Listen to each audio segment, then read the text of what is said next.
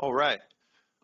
We're going to, what time we got, Ron? 9:34. All right, we're going to kick off the meeting. I'd like to thank everybody for coming, participating in our little experiment, trying to figure out if we can do this both hybrid and in person. And thanks to our technical team, Tyrone and Anthony. I think we might just pull this off. That's Rachel, who is going to be answering questions from her desk, and we will be able to hear her in this room as well. So once again, my name is Bill Lindner. I manage the Office of Brownfield and Community Revitalization, for those of you who do not know me. We are trying this hybrid thing today. There are a couple of issues that we didn't think of, unfortunately. Part of this meeting is often about having a dialogue between the participants and the people who attend the meeting. Unfortunately, we realized this morning that we were not going to be able to have verbal communication between participants. So the people who are in this room, there are about 15 people in the room for those of you at home. Online, there are about 40 people for those of you who are in the room. So we have a pretty big crowd, which is awesome. We'd love to see as many people here as we can to get out information that all of you hopefully will find useful. So like I said, if you are virtual, please type your questions, comments, concerns into the chat. Rachel Stopper will be handling those and will relay that information to me. Let's see, a couple more things. So just a couple quick announcements, some changes within the office. I wanted you all to meet in person Charlotte Leon, who some of you can see who are in the room and others cannot, but Charlotte recently joined us in March and has replaced John Doyon, who many of you know, formerly was working on Hdsrf projects for us for a very long time. Charlotte's been doing a great job.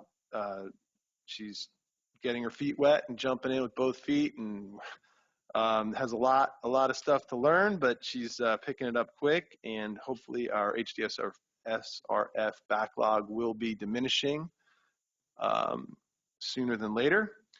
We also have 2 additional hires that we are hoping to bring on board soon, but soon in government is a little bit hard to predict. So that could be 2 months to a year, would not be shocking. Hopefully it will not be that long, but as I said, the timeline in government is somewhat like the timeline in geology for those of my geologist friends here. Very long. Anyway, I digress.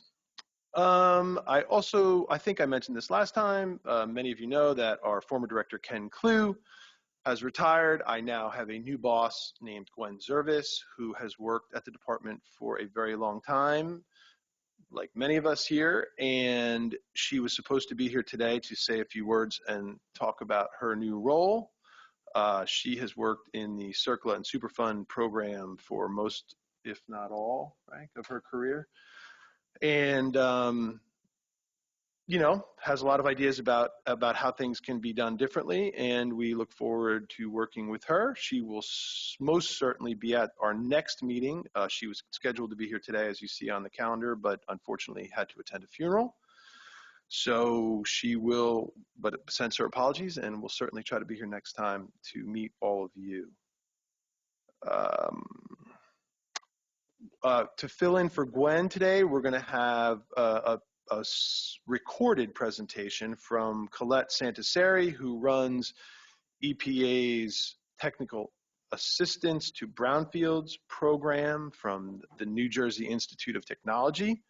Many of you have crossed paths with Colette, and she will be giving us some updates from her program. So that will come on immediately after me, instead of Gwen Zervis, which you see on your agenda. As always, We have an interesting panel of people to speak to you about things you need to know, want to know, wish to know, or could only dream of knowing. So, the people in the room are on the edge of their seat. I'm assuming that you folks at home are as well. So we have Barbara Vadnais speaking from New Jersey EDA, our partners at the Economic Development Authority, who have a extremely strong interest in brownfield redevelopment. We have our very own Frank McLaughlin giving us an update on our Community Collaborative Initiative. We have Vince Calaguire, who is our Community Collaborative Liaison to Paulsboro and Salem, speaking with us about food deserts. You may wonder why we're speaking about food deserts, but one of the things we try to do in this program is to think about not just the environmental cleanup, but also the economic and social impact of the work that we do here. And certainly food deserts in our overburdened communities is one of the things that is high on the list for many people, especially the people who are living in those communities. We will then take a break. Following that, we will have a presentation by Joe Stefanoni and myself, and we will be speaking about the Brownfields Inventory GIS layer that was recently created and released by DEP and is available in several locations where Joe and I will be speaking about. Following that, we will have Paul Hosch, right? Rachel thinks it's Hosch. All right, Paul Hosch speaking about from the New Jersey Water Bank, and this presentation is going to be about what can we do with other people's money other than Hdsrf? How can we pair it, partner it, leverage it, and do multiple projects and multiple types of projects with multiple types of wins on the same brownfield redevelopment? Following that, we will have Rick Lear from the Middlesex County Office of Parks and Recreation talking about a project that I worked on and Tony Finley worked on and Rachel Stopper worked on from my bureau. Called the Thomas Mundy Peterson Park, truly a transformational project for the city of Perth Amboy, and Rick's going to be here to talk about how awesome that is. We're going to have another presentation from the city of Bayonne, which is another CCI city, and talking about rehabilitation of Fitzpatrick Park. And that's another project where we were able to do not just a park rehabilitation, but a brownfield cleanup as well as impact to stormwater control from their combined sewer overflows. Following that, we're going to have Terry Wesley from EPA, as well as I think Shanine Mitchell will be speaking and giving us an update on all the things that we want to hear about with money falling from the sky, from the bipartisan infrastructure law, and all the great things that are happening at the federal level. And with that, I will stop talking and I will turn it over to my friends behind the screen who are ready to present a few slides pre-recorded from Colette Santasari. Anthony and Tyrone, take it away. Thank you. Hi, I'm Colette Santasari, the Executive Director of the NJIT Technical Assistance to Brownfields Communities Program, otherwise known as NJIT TAB, as well as the Executive Director of the New Jersey Brownfields Assistance Center at NJIT. I'm excited to share with you 2 opportunities for New Jersey's local government entities and nonprofits to showcase brownfield redevelopment projects and obtain valuable advice, guidance, and resources. The first opportunity is the New Jersey Interagency Work Group Brownfields Collaborative Forum, which is being held on July 12th on NJIT's campus in Newark. The New Jersey IAWG is a group of about 30 federal and state agencies and departments working together to help New Jersey's communities overcome their brownfield challenges. Some of the different agencies and departments who are members of the IAWG include US EPA, HUD, FEMA, New Jersey DEP, New Jersey Transit, the Green Acres Program, the Metropolitan Planning Organizations in New Jersey, as well as many other different agencies. So at the New Jersey Interagency Work Group Brownfields Collaborative Forum, a local government entity or nonprofit will make a presentation to an audience of these many different federal and state agencies. The presenter will discuss its Brownfield project, including information like where the property is located, the former uses and history of the site, the known contaminants, the redevelopment vision, if there is one, and the challenges that they're facing in moving this project forward. After the presentation, the many different federal and state agency representatives will provide advice, guidance, suggestions, a description of their the resources they have, whether they be programs or financial resources that can all be brought to this project to help it move along. This is a really great opportunity to not only receive on-the-spot input from a room full of federal and state agencies, it's also an opportunity to establish relationships with those agencies or to strengthen relationships that already exist. And as we all know, having those relationships is really critical to successful brownfields redevelopment. So if you're a government entity or nonprofit listening to this presentation and are interested in being a presenter at the Brownfields Collaborative Forum, please send me an email and we can discuss your involvement further. We have very limited slots available for presenters, so please contact me as early as possible. One of the perks of presenting at this forum is that the NJIT TAB program will help you with your presentation and in preparing your presentation. And in order to do so, we'd like to be able to start helping you as soon as possible. So send me an email and we'll get started. If you're a consultant and you think one of your clients who is a government entity or nonprofit would benefit from showcasing their Brownfield project at this forum, please send me an email and we can discuss that further. The second opportunity I wanted to present to you is called Breaking Brownfields. This is an event that is jointly sponsored by the Urban Land Institute and the New Jersey Brownfields Assistance Center at NJIT. Similar to the New Jersey IAWG Brownfield Collaborative Forum, this is an opportunity for a local government entity or nonprofit to present its Brownfield redevelopment project to an audience and receive input. The difference here is the audience is made up of the private sector. So this is kind of like Shark Tank in a way. We'll have a panel of experts that will include real estate developers, investors, attorneys, and consultants, and they will provide on-the-spot feedback on your project. They'll provide advice and any suggestions they may have to help you to move your project forward. It's not only a great opportunity to get that expert feedback from the panel of experts, but it's a great opportunity to market your Brownfield redevelopment site and a project to a room full of real estate developers and investors. The event is being held on September 20th on NJIT's campus in Newark. Again, if you're a government entity or nonprofit and you're interested in presenting your redevelopment project at Breaking Brownfields, send me an email. If you are a consultant and you think one of your clients would benefit from participating in Breaking Brownfields, again, reach out to me. Thank you so much, and I hope to see you at these events.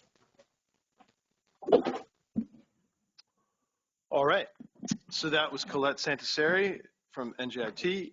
I encourage any of you out there who have questions or interest in promoting a particular brownfield site to talk to Colette about the interagency work group, to talk to Colette about how to market it, to talk to her about anything you need to talk about related to brownfields. They're a great resource, and have the ability, and as part of their role, is to do exactly those things. So I do encourage you to reach out to her if you have any projects for the IAWG or any issues to discuss. All right, next up, we are going to turn the mic over to Rachel Stopper, who will give you an update on the Hazardous Discharge Site Remediation Fund. For those of you who, most of you know what that is, but I don't exactly know who's online, so I will give a brief description that it is a fund for investigation and sometimes cleanup money to help mostly public entities, cities, counties, figure out how bad a site that they may wish to have redeveloped is contaminated. And sometimes knowing how bad the site is the linchpin to having a redeveloper become interested in the property. So if a redeveloper is interested in a property but doesn't want to invest hundreds of thousands of dollars only to find out that the numbers don't add up for them to be able to do their project, it's a little bit difficult to get people to sign on to do that. So this fund alleviates some of the mystery and unknowns and allows the township to be able to market a property that with known issues.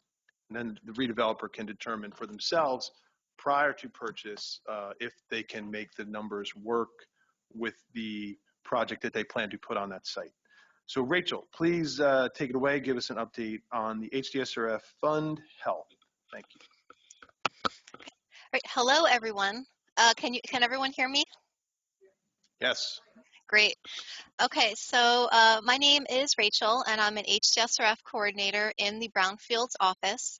And again, we welcome Charlotte Leon, who's our new Hdsrf coordinator, and we're very happy and excited to have her.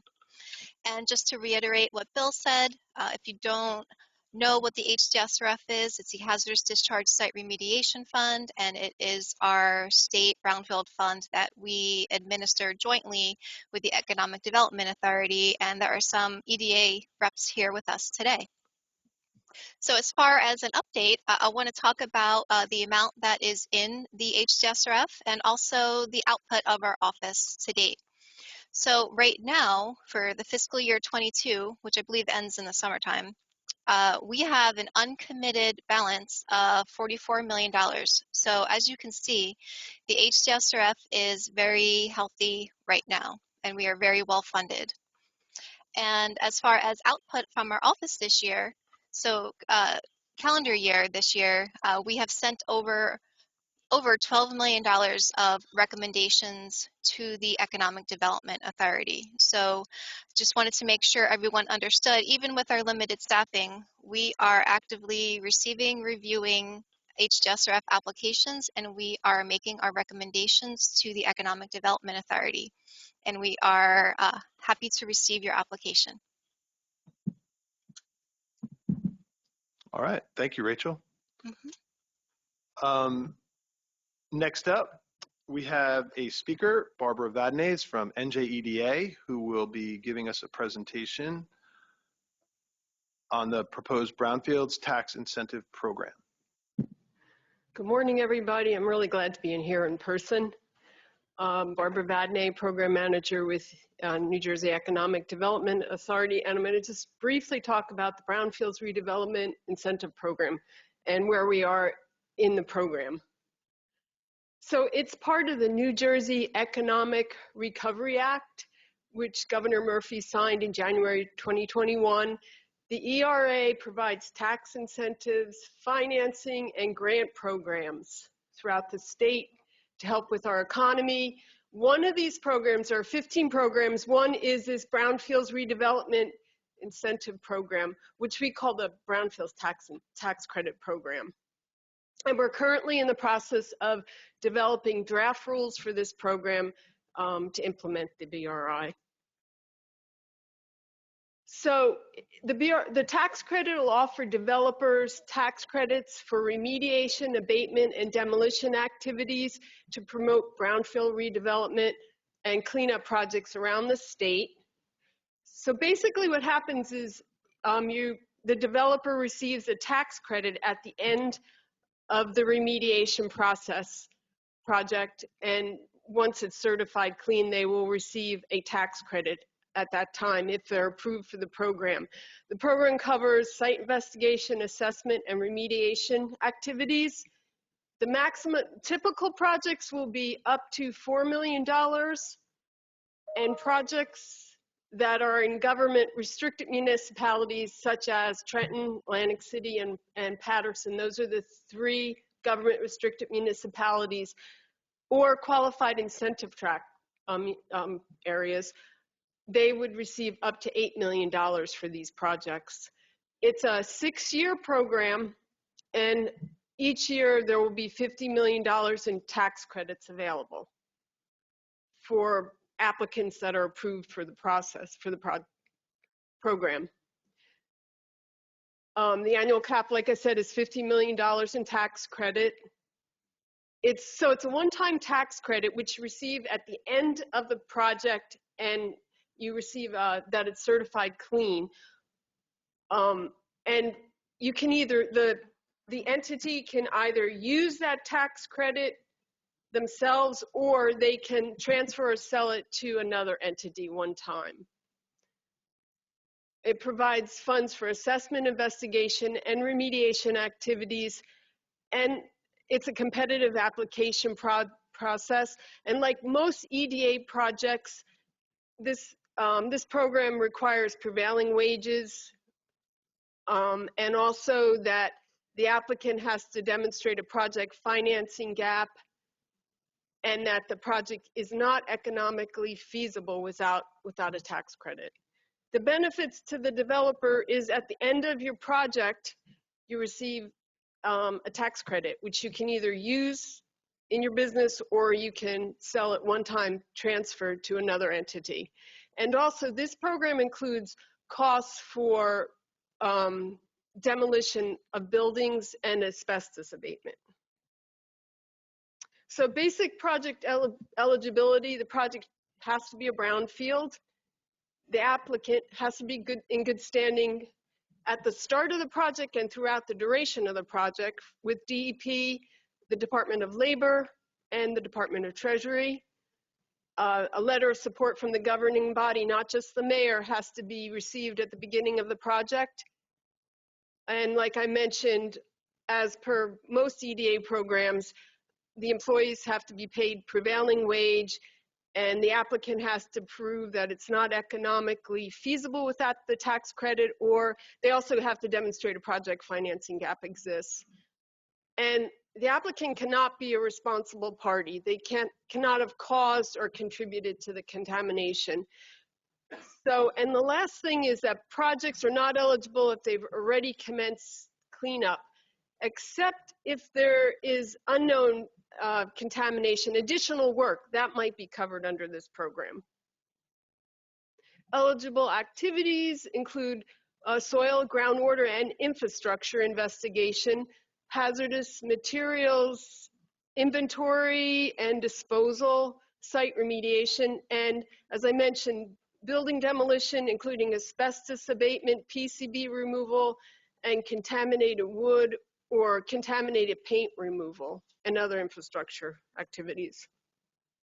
So that's just an overview, a quick overview of the program. We will come back hopefully in September, the next roundtable, and Elizabeth Limbrick is the director of the program. She'll be here, we'll be here to give you more details on it. Right now, we are preparing draft rules on the program to implement this program. And we are going to have a couple listening sessions over the summer. There'll be about an hour-long listening session, so we get input from groups and stakeholders on drafting of the rules. This is per Executive Order number 63 that we're going to go through, do this. And so it's going to be two sessions about an hour long on the web, so you can come to it on Zoom or Teams. And if you're interested in being notified about those listening sessions, please send us an email at bftaxcredit@njeda, and we'll put you on the list. And also, if you're interested in being put on our newsletter, send us an email there too.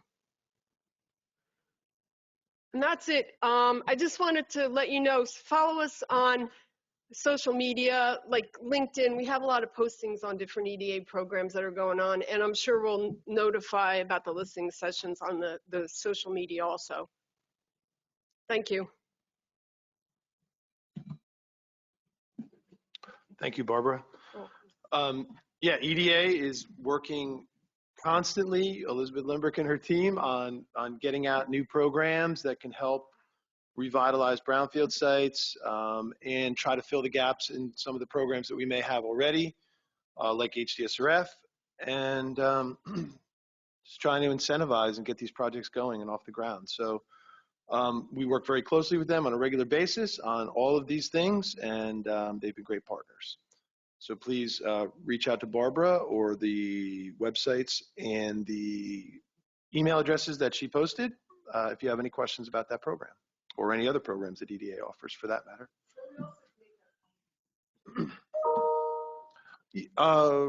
Yes, and so I believe all the slides will be available, right?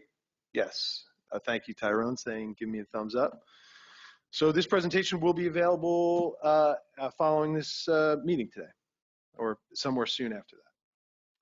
All right, next up, we have Frank McLaughlin, who's going to give us an update about the Community Collaborative Initiative, followed by Vince Calaguire. Boy, it's good to see everybody in person, actually. I really do hope this is going to be how we're doing it from here on in, right? Obviously, this is beyond our control, but it's really nice to see people in person because as much as we get done over Zoom and WebEx and Teams and all these other platforms, really working together face-to-face on these really difficult issues in our communities, from contaminated lands to many other environmental challenges, this is the way to go. So hopefully this is going to be the start of getting back to normal. My name is Frank McLaughlin. I manage a small program called the Community Collaborative Initiative. I work in the Office of Brownfields and Community Revitalization under Bill's leadership. The Community Collaborative Initiative is a small place-based program that seeks to work on environmental challenges in a cross-agency and cross-program approach. These are the challenges that are not addressed in traditional environmental programs and maybe even other traditional economic development, housing, and other programs. These complex multimedia issues, often economic, social, and public health, as well as environmental issues. It originated in Camden, New Jersey, under the Camden Collaborative Initiative in January of 2013, and it was joined by the city government, county government, state government, federal government, and a local nonprofit there. But because it's supposed to be local and homegrown, that's the important thing. Whoever the partners are on the ground in our communities are the ones we want to partner with, not just traditional partners either. A lot of non-traditional partners we seek. I was in Camden, New Jersey yesterday and asked to comment on a neighborhood plan that I actually commented on in 2008, North Camden Plan. And the 2000 North Camden Neighborhood Plan, 2008 North Camden Neighborhood Plan asked to remove a jail in North Camden. And the following year, then Governor Corzine decided that that was a good idea. Now that prison is a waterfront park in Camden. So having a local vision and having agencies like we have around the table and environmental professionals like we have around the table can make things that were almost undreamable happen in many of our communities. So what we all do matters. And being in the places where the problems are is where it matters most. And that's what we seek to do with the Community Collaborative Initiative. We have Paul. I'm sorry. All right, see Bill? Anyway. We had multiple discussions about it. I've worked with Paul's managers and staff, but not Paul himself. So Paul's going to speak about, Bill talked about other people's money, right? Starting in fiscal year 2023, which is just, 28 days away, up to $7 million in principal forgiveness from the state, and some added, $2 million from the feds. That's just principal forgiveness for both clean water, that would be like wastewater, CSOs, stormwater, and drinking water projects. So Paul will speak after our break on that. And last week in actually same community, North Camden, $1.5 million project to turn an urban school, Molina School, into an amazing green school. Urban schools are completely covered in impervious surface coverage, many of them. And we've done a few projects in Camden. That was, again, a water bank project, $1.5 million. Now porous pavement, trees, rain gardens.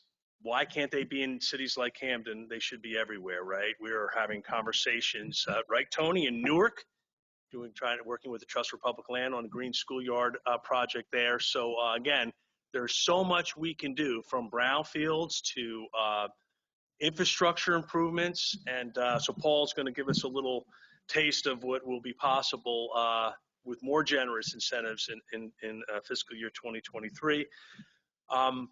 The bad news is that we are down staff on our community collaborative initiative. So community collaborative, I should mention, is in 12 cities.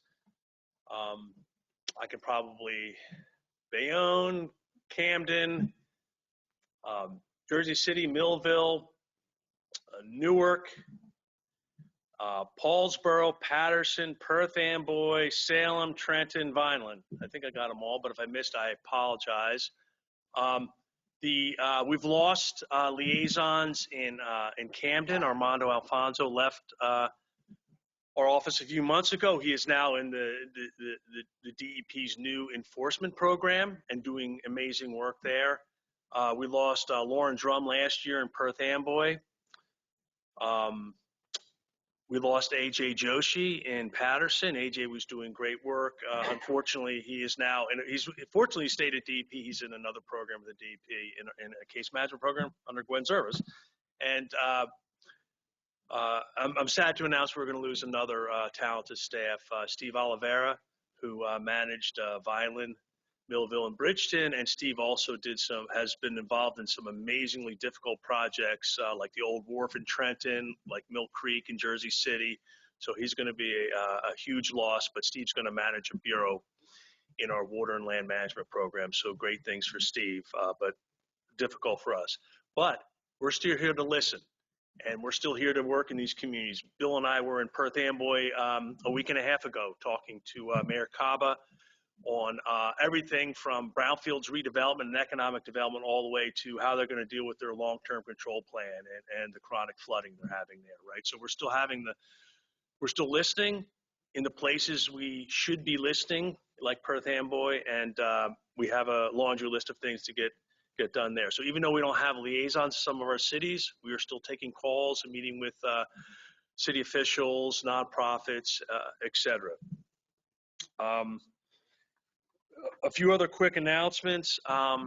There was on Earth Day, the DEP announced a $15 million grant using RGGI money for basically any nature-based solution, which could be depaving a brownfield site, could be urban and street trees, could be a green school project. Projects from $250,000 to $5 million available. I can send the announcement to either Bill or Rachel for the group. And I know I've had conversations with some of my contacts, and they're going to apply for that grant. That deadline is July 13th, by the way. Another announcement, myself and Katie Hogue are an hour leave on the Office of Brownfield Community Revitalization. Will you wave to everybody, Katie? Katie and I are on the department's natural lands working strategy, and that is a strategy to sequester both green and blue carbon Blue carbon would be in a waterway. I know Jeff Dye is dying again to hear. So that will also, in the future, result in funding and strategies for projects that secure carbon as part of the project. And Katie and I are terribly outnumbered by the natural side of DEP. You're looking at the developed lands team right here, Katie and I, right? But we're already making the argument that their natural lands are already sequestering carbon currently. A lot of urban lands are not. They're either compacted, contaminated soils with little or no vegetation, little carbon in the soils. And anyway, we think we have a great argument to bring future funding on climate and resiliency right into urban communities. So we are going to do our best to make a strong argument for that. Lastly, I just wanted to thank one of our partners that's not here yet that will also be here, the Environmental Protection Agency. We were down in Camden on May 20th, a week and a half ago, and announcement that the state's getting $6.5 million in additional brownfield funding through the bipartisan infrastructure law. And Commissioner LaTourette was there. Regional Administrator Lisa Garcia was there. Our former Deputy Commissioner, Olivia Glenn, was there. Of course, Mayor Karstafen, Congressman Norcross, Senator Booker. And it was at and this is typical of the city, right? It was in a park that was built in the 1930s, but it's on historic-ville contaminated land, right? It needs to be refurbished, right? So, again, a great opportunity not only to refresh recreational amenities, but also maybe do green infrastructure, maybe plant some more trees, right?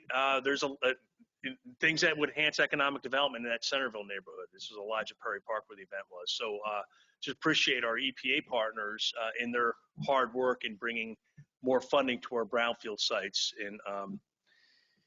in the state. You'll hear back to water projects. Alan Miller's going to give a quick update on Fitzpatrick Park, a great project in Bayonne, which also was a park rehab, but now also a stormwater management project. I also want to announce some other great brownfield stuff. Tony Finley, working in Palmyra, a 20-year relationship with Palmyra, and broken ground on some 2 huge warehouses, affordable housing, park trails on some of the most challenging contaminated lands. Landfills, yes, but also unexploded ordnance sites. So thanks to Tony for all his hard work, and that is the most important economic development project in Palmyra ever. And we're going to invite the township up to talk about it in one of these Brownfields forums. So I've talked long enough. Thank you for your attention and time. If you have any questions on the Community Collaborative Initiative, feel free to email me. We have a website. You can email the liaisons who are working actively in the cities. Vince Caliguire is here. Wave your hand, Vince, for people who may not know you. He is managing both Salem and Paulsboro. Jamila Harris is remote. She's managing Trenton. Tony, in the colorful shirt, is managing Newark, and maybe even he's going to have some amazing partnerships to talk about with the Camden Housing Authority from amazing economic development projects on old public housing projects that are now going to be huge economic development projects, parks, stormwater management. So I could talk all day about our great projects, but I'm going to stop here because there are a lot of other people that provide some great updates. So thank you, and if you have any questions, never hesitate to email or call me. Thank you.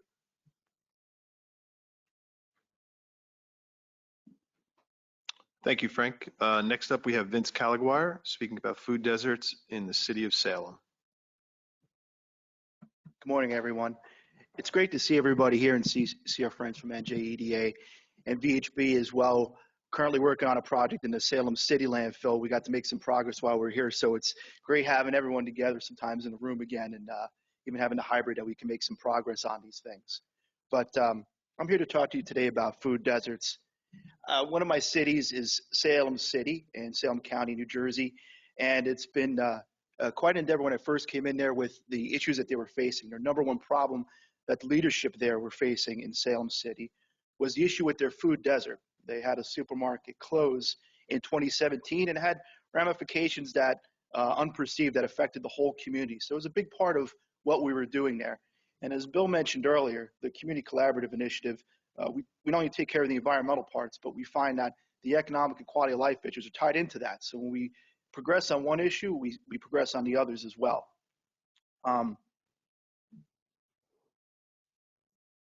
So what is a food desert? Well, a food desert is a neighborhood which has little access to affordable, nutritious food. That's a simple way of saying it, because that really defines it, because we have a lot of different issues with what a food desert is and what a food swamp is. Now, a food swamp is actually somewhere we have an abundance of outlets, but with non-nutritious food, like fast food, liquor stores, things of that. We see that more in the urban areas. But in Salem in particular, the food desert area is more, because they're in a more rural area. And one thing that people don't take into account with being in New Jersey is that, especially if you're in South Jersey, you're in the peninsula, and the logistics for transportation and things of that nature make it hard to bring some endeavors into that area. Supermarkets especially, there's a small profit margin when it comes to that, 1% to 2%. And a lot of people will say, well, the supermarkets are the fix to the food deserts. And that is definitely one part of it that has to be addressed. But there's other parts with it as well that help feed into that answer when you have the supermarket itself. But the problem being so hard to fix with the food deserts, and it's a problem that goes all over the country. And each food desert is a little bit different from another, and geographically, and how that problem can be solved. You'll see different in the Midwest and Ohio, they'll have more things like food co-ops and things of that nature. But here on the East Coast, here especially in Southern Jersey, it was a different paradigm for how we're going to fix this problem. And one thing to remember too, when you're bringing in business entities like a supermarket to come in and to help you with having a supermarket there, there's the profit margins I just mentioned, but also the logistics and also the insurance and everything else when you're coming into a place, especially that's rural and has a low population, because you have to think in terms of how will that operation sustain itself. And a lot of times we've seen supermarkets come in some areas, like in Atlantic City, and I lived in Atlantic City at the time when they were trying to bring in supermarkets there, and they would fail. And despite all the support and everything we could do, partly because the intangibles weren't there, it couldn't progress, it wasn't being sustained. And there's some lessons to be learned in every example that we go through here. But that's really what it encompasses for getting that. And taking all that in is what maybe progress on the idea with getting a supermarket into Salem. And we're going to talk about that more in just a moment. During COVID, here's a part I wanted to bring up. The food banks and nonprofits were a great asset to us in Salem City, providing food to members of that community. And we have to keep in mind, this is the most distressed city in New Jersey, Salem City, with a minority population, environmental justice concerns and things of that nature that we're trying to endeavor to better. And these food banks and the nonprofits were a big help on this.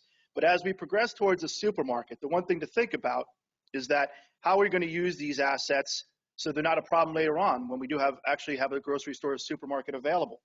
Because this could be detrimental. If people are used to that system and using that, how are we going to incorporate that into something new where people are actually paying for food and things of that nature? This goes into my next slide. And this is Fred Byram. He is the founder and director of Invincible Cities. Since I come into Salem City 4 years ago, Fred and his wife Maisha have been a great asset towards fixing the problem, not only in Salem City, but throughout South Jersey. They've been dedicated to this problem, and they've been able to give me different avenues, different alternatives, and approaches to going through it. But mostly what endeavored me to Fred is no matter what he does, he doesn't give up. He's a visionary, and he has different approaches to help solve the problems, which is what I needed here. We've had a few things that have gone on, and we haven't had the best success. But as I mentioned, that doesn't stop someone like Fred or I. We're trying to achieve a goal, especially for what we're dealing with here. But we have had some success with what he's done in Camden and Bridgeton and having farmer operations. But some of those have come through, and some of those we've had some limited success with. But our new endeavor with this, and I think this is the project that's going to really be a winner for Salem City, is that he's partnered up with Salem City Hospital and Inspira Network and their delivery system that they have for their patients there to help provide food that he has, fresh organic produce. And that's the whole other thing about Salem City. We're talking about farmland. And it boggles, I know Frank and I've talked about this, where it boggles my mind where you're in a farming area and how you have not access to nutritious organic food. And why can't minority sections or displaced or troubled areas in our state not have that option? It's a big part of it. And a big thing with Salem City facing them is that's even most distressed is that because they don't have a supermarket, they're going to the dollar store for their nutrition. The McDonald's, which recently had a big influx of improvement just because people are using that. And that's not the way to live. That's not the way to maintain a healthy, sustainable diet, especially as we learned during COVID when there's nutritional portions. You talk about diabetes, high blood pressure, everything that comes from these foods that are processed and not have nutritional value. And Fred's been able to educate people. This is the other part that he does, educating people, showing systems that work, showing you how to prepare the food to change your lifestyles, because that's what's important in this endeavor. But going back to our partnership that he's had, and we're on the ground floor with this, but he's partnering with Salem City Hospital and Spirit Network for the delivery of food, not only for his system with the organic produce, things that he have, but also with the food banks and nonprofits, the food they have, to get that supplemented with what he's doing, to have that delivered all and actually taking something that could have been detrimental and making it positive. And this goes back into getting everybody on the same page with fixing the problem. It's not just one thing with the food desert. It's a multifaceted problem. It requires different approaches from all the groups together, collaborating and working on a solution. And like I said, Fred's been a great endeavor on it. And by the way, he is also our inaugural Environmental Justice awardee from an NJDEP award last year. And like I said, he's a great endeavor. If you ever have a chance to look up Invincible Cities, I recommend it. They're doing a lot of good things. But now let's get to the supermarket portion of where we're at. It's been 4 years looking into what could be brought into a supermarket, into what was formerly closed, the Kalingo's Market, in 2017. That plaza was still open and it was available. So my first part was trying to bring a franchisee in there, a supermarket. Some of the larger chains like ShopRite have families that are connected with it, but they're looking at population demographics to see what can be brought in, because they are a for-profit business. They do want to help, but you have to make sure that they can make profit as well. So this kind of changed how we were approaching it and looking into different things. And I was able to, after an exhaustive search of finding the right person who wanted to come in here, I was introduced to Amrit Dawala, who had different bodegas, stores in Philadelphia, and her family wanted to open this up. And they were dedicated to getting Salem City out of this and had some faith in the project, which goes a long way, because I needed to find the right person who could spear this project and see it through, because that's the important part, seeing it through. A lot of things get started, as we know, when it comes to these type of things, but how we're going to finish it is a big part of it. So one good thing is that our partners here at NJEDA have been a great help. Tara Colbert, who's the director of the Food Desert Program, has been assisting us. And one of the things that did help us was the food desert list for New Jersey that NJEDA made up, of the top 50 food deserts in New Jersey, brought attention to it. And it enabled us to have a confirmation that Salem City was a food desert. And we were number 10 on that list. That enabled me, while we were waiting to get the sale of the plaza done and move forward, to find other avenues that we could get some funding from while NJEDA was developing their food desert program. And that enabled me to go for the USDA $200,000 grant that we anticipate should be decided shortly, and we think we're a great candidate for, to help us with this project.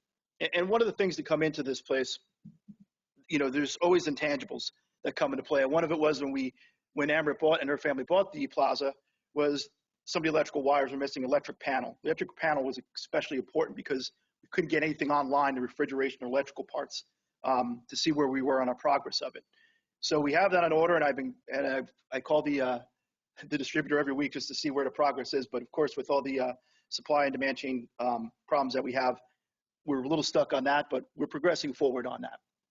And we've also through NJDA, had Brian Todd assigned to us, who's been a great help with us in finding a franchisee, which has been a key part of this. Because as I mentioned before, some of the larger chains are harder to come in. But we did some research and we found some other combinations that we could go with IGA and also grocery outlet, which we just came into play about a week ago, which I think would be a great fit for here. You could have an independent operator at a supermarket, but the chances of success are limited, especially when you consider the supply chain demands that we're facing now. As a franchisee, you're not going to face those kind of problems. You're going to have your distribution network set up properly. So moving forward, that's what we are trying to get in here. And we're very close to it. We're having talks with these providers and having the support of saying with the USDA and NJEDA, it helps us to move forward. And now there's incentives for you to build here. You know, as I mentioned, that profit margin's low and the rate of success in neighborhoods that are so distressed like this is minimal. But with the incentive programs that we have, that NJEDA is coming up with, we anticipate for 2023 with their incentive program for the operating costs, which could cover up to 100% for the first few years of operation. That gives us a great cushion to maneuver and to develop the supermarket, to get the right products, see what works, what doesn't, and enables the proprietor to move forward with what their operation is and have some success while we get the community around it and build upon it. So we're moving in a great direction on it, and we anticipate to have the supermarket open this year. That's what I'm pushing for, and I want to say it in public so that I'm stuck to it, and we're going to do it, and we're moving forward on it, and it's a great thing. And I would even like to move this out. I'll talk to you about this, moving out further in the county and taking on another food desert that's on the NJEDA list in Pines Grove and see what we could do with that. But building this relationship with these smaller subsidiaries of franchisees of grocery chains that want to penetrate that South Jersey market and understand that, hey, there's incentives for the business aspect as well in the business model. It works well together. And then again, combining these things like Invincible City and the nonprofits that we have, combining together to try to take on this problem together, I feel like we finally have a cohesive answer to how we can address it in this area and perhaps take it forward. But as I mentioned before, every food desert's different, especially in New Jersey, and each handled differently. But like our namesake is, a community collaborative initiative, that's what it took here, was a collaborative effort on all stations and having just the ability to move forward with the success of it. And I look forward to seeing that coming. All the hard work that we put in, and I know the folks down in Salem City are really excited to have something down there they can go to and get the fresh nutrition, the foods that they need down there. But I appreciate you all for listening to me and talking to me about it. And if there's any questions on the panel online, let me know and I'll be happy to answer them. But a pleasure. Thank you. Thank you, Vince. Yeah, and the work that Vince is talking about, obviously you can tell that he is truly knowledgeable about what's going on in the community with the partners, the food banks, the redevelopment community, as well as the food desert issues. And that kind of stuff only happens when you have people on the ground understanding what's happening in the community, because without, oftentimes government comes to places and, we're here to help, but, one of the things that we try to be a little bit different about in the program that we're running with the community collaborative is not just coming to town one time to have a discussion about how we can help you, but keep showing up. And when you can create relationships that are real, that's where you really get transformational change. So thank you to Vince for that presentation. We're going to take a 5-minute break. Right now it is 10:28, so 10:33-ish.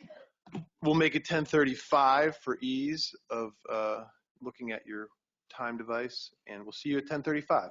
Thank you. Okay, so the next speakers up will be Joe Stefanoni and myself. I am going to give a quick description about a recent endeavor that we embarked upon, which was called the Brownfield Inventory Layer, which is a GIS layer. Basically, over many, many years, perhaps decades, we have been asked in the Office of Brownfield and Community Revitalization for lists of potential redevelopable sites from oftentimes redevelopers. Other than anecdotal knowledge that we may know because of the projects that we're working on, we were not really able to supply any sort of comprehensive list of sites. And so through our relationship with the NJEDA, we had agreed that we would try to come up with a brownfields inventory for phase one would be the brownfields inventory in the community collaborative initiative cities that Frank McLaughlin mentioned earlier today. We did complete that first phase a few months back, and now today we are going to be discussing with Joe Stefanoni, who's going to actually give us a physical tour of how that system works, and you guys will be seeing it live on your screens. One other quick issue is, so that's why we did it, and how we did it was we had several staff members from my bureau, including some of our hourlies, going through the known contaminated site list. All of you out there know what that is. And so the difference between a contaminated site and a brownfield is a contaminated site may still be operational. So just because it's on the known contaminated site list doesn't mean that it's necessarily in need of redevelopment, or that the owner of the property is actually interested in doing anything with it other than continuing to operate it for whatever it is. So you could have an operating gas station that's continuing to pump gas that may be on the known contaminated site list and would therefore not be a brownfield in the sense of a need for redevelopment. So what my team did was go through the known contaminated site list in those 12 cities. We have also done several other cities which are not yet published, but that is the intent, is to do several other large cities in the state and maybe even someday do the entire state. So that is how we did it. They did it with tax maps. They did it with Google Earth. We are not guaranteeing that these are actual opportunities, and we do have a cleverly written disclaimer by someone who was almost an attorney at the time, but now is an attorney. So our disclaimer is pretty good. It just says basically that we tried our best to give you a good idea and do a lot of the legwork for you by going through the known contaminated site list and giving our best estimate of what we think may be potential for redevelopment. So with that, I'm going to hand off to my partner, Joe Stefanoni, who is our site remediation GIS expert specialist, and let Joe explain to you some of the nuts and bolts of how this layer was created and what it is capable of doing. Joe? Thank you, Bill, and hello, everyone. Yeah, Bill and I and the rest of the Brownfields program, we started working together probably a few months back, and to develop this layer that Bill was mentioning, it's called a Brownfield Inventory, and we have an application that goes out to the public. It's called the Site Remediation Profile in AGO, and this is our Site Remediation Program webpage. So if you scroll down, you'll see where it says NJ GeoWeb Site Remediation Profile. So this is a profile that was developed specifically for site remediation needs, as opposed to, a lot of you are probably familiar with NJ GeoWeb, which is a generalized department web application. So I'm going to click on that. It'll open up, and you'll have this splash screen, and then there's some information about the app if you want to. If you're not familiar with it, there's some videos and instructional information here, which I'm going to close out of. But what I want to show you is the Brownfield inventory site. So I click on this, and it shows me all the different groupings that we have for information, and the Brownfield is under planning areas. So you'll see, hopefully everyone's familiar, we have a Brownfield development area also, GIS layer, and also in a block and lot format, but we're looking at the Brownfield inventory. So here are, they show up here, the symbologies of Brown Square, and as you can see, they're distributed among the 12 CCI municipalities, which I was impressed that Frank was able to name on the spot. Yeah, that was pretty impressive. So I'm going to zoom into Camden, since that's something that's in everyone's interest.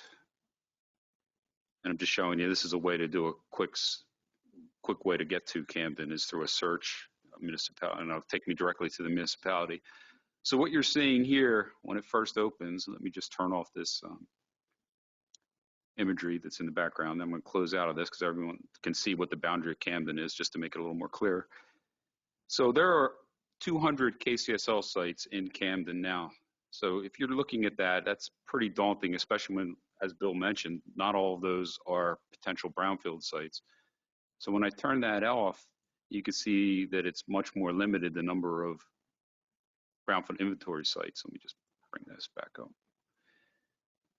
And there's only 64 that have been identified. So one of the things I thought was kind of neat, which we did with this application, is we have a pop-up that's specific for this brownfield inventory layer. So it gives you information, the typical information about where the site's located. Then it gives you some customized information about the acreage and what parcels it consists of. And as we scroll down, there's potential to put photos in and things like that. But we put a couple of links in. One is view in Google Maps. So when you click on this, it takes you to the location. Okay. Here's the site that we were just looking at, which was the former Monsanto. And then you can use this Google Street View to see the property itself. So you can do all this from your desktops, which is really nice because you're looking at a spreadsheet of potential brownfield sites, and unless you go actually out to that location, you're not going to really understand what it is.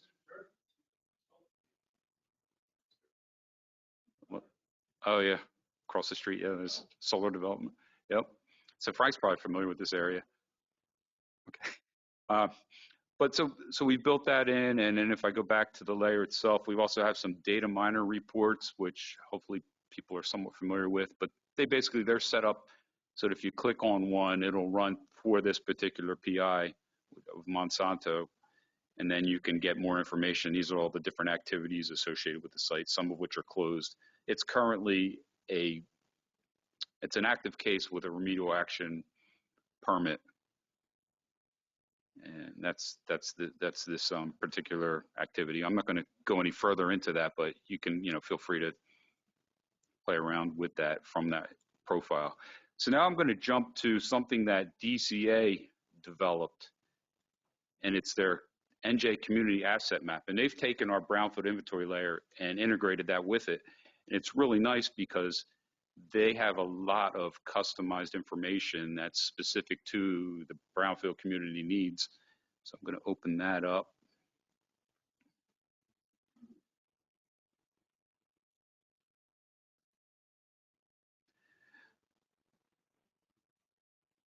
So once again, I'm going to go into the Camden area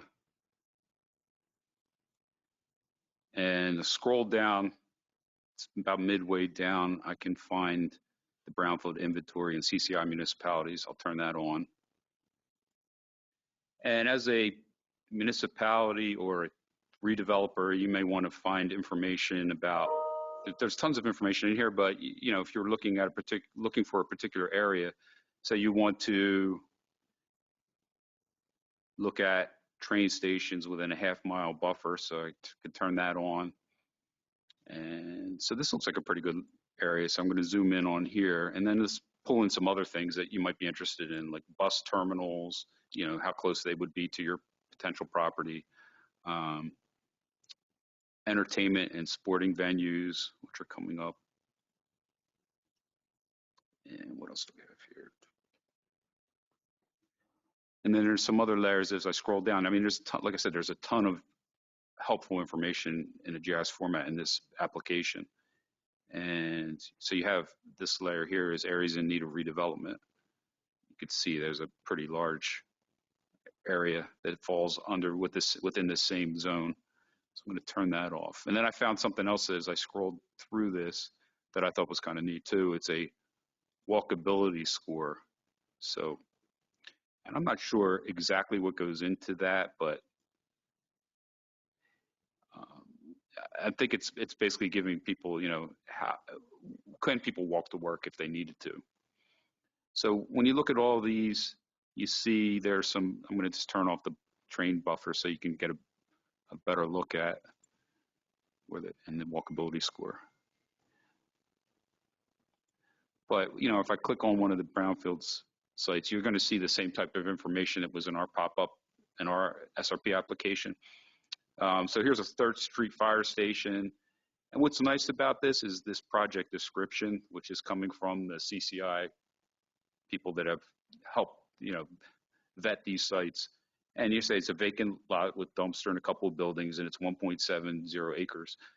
Now, they don't have the link to go in and see it visually in Google Maps, but, you know, you can zoom in and turn. I'm sure they have aerial imagery and things like that you can bring in. So that's what I wanted to show and demonstrate to people. I don't know if anyone has any questions.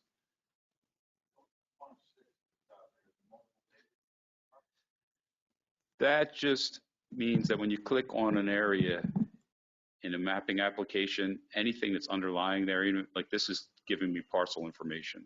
I guess the parcel layer is on automatically when you turn it on. So the first thing that came up was the Brownfield inventory, but there's also all your parcel information. Then you go out to the municipality information, then the county information. Each has its own pop-up, each GIS layer. And if I had other things on it, they would have been as part of this too.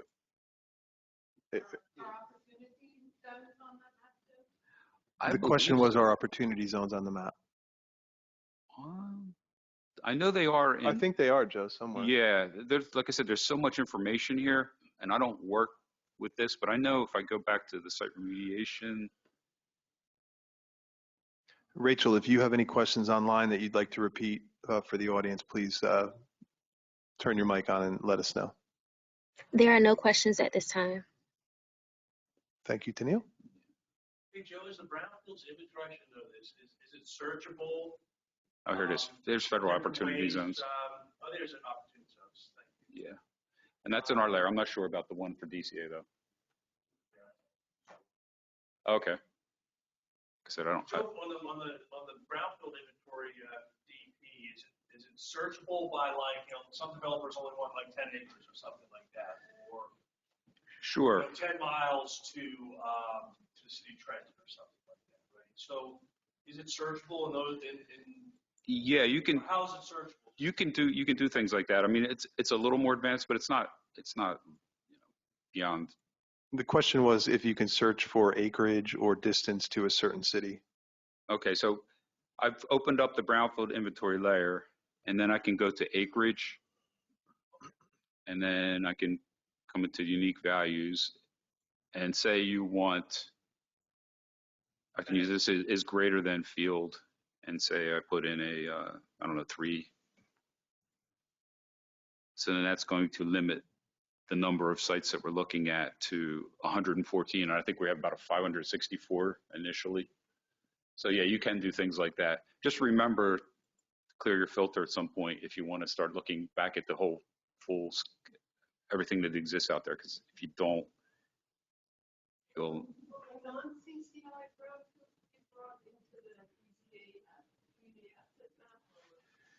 The question was, will there be additional cities added to the DCA map beyond the CCI cities? And the answer is yes. We hope to do, I would say, probably at least another dozen cities in the next couple of months that we would like to add to the inventory, to the public inventory. Yeah.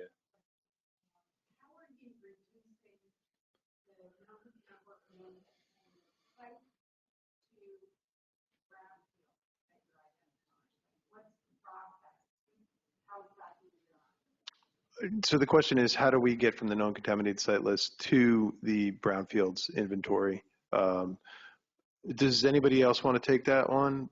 Ron, do you want to? Here, hold on, Ron. Let me give you the mic. Ron's going to give us a little more intel. So we started out with the contaminated site list, and then Bill alluded to this a little earlier. So we used various sources to look at the site. Like, as you know, a lot of contaminated sites in New Jersey are like homeowner tanks. So like if you go to Street View, you see it's an apartment building, or if it's a house, not a brownfield. A lot of it was done with Street View. Some of it was done using NGEMs, and looking at the site and seeing what's there. Like I helped out a lot in like Jersey City, which is like huge. Its development's going like crazy there. And, you know, you look at a site that, yeah, it was a contaminated site. Well, now there's an office building on it, like all real nice. So like Street View helped a lot. And in various other sources like New Jersey tax maps, I said NGEM's DCA site, and we were pretty much able to get a good idea which ones were opportunities. If you looked at the site and Street View shows you it's a nice abandoned, you know, there might be a building on it, but it's pretty much abandoned, we would call it Brownfield. So, I mean, we all kind of used that similar process and SOP we developed, and I think we got a good handle on the actual brownfields in these cities. Yeah, Ron, what was the number percent-wise? Do you recall? I mean, of what wound up being potential brownfields related to like the number 10%. we went through? Yeah. So it was like 10 to 15% of the sites that we looked through. So if we came up with 563, you know, we looked through 5,000 sites. So this was very labor intensive for my team. And, you know, we're pretty proud of the work that we got done. It's not perfect, but it's a lot better than what we had prior. And I just wanted to note, I did find opportunity zones in the DCA application. It's called predominant land use type and opportunity zone. So they actually broke out individually the different types of land use within the opportunity zones. And that's what you're seeing right now on the map. Did you understand the walkability score, how to interpret that? One of the things that's nice about this is if you do come to a GIS layer and you're not quite sure what you're seeing, you can click on the 3 dots to the right and then click on description. Unfortunately, this one doesn't have a good description, but a lot of them do. Yeah, this is coming up census group. This one may have to reach out.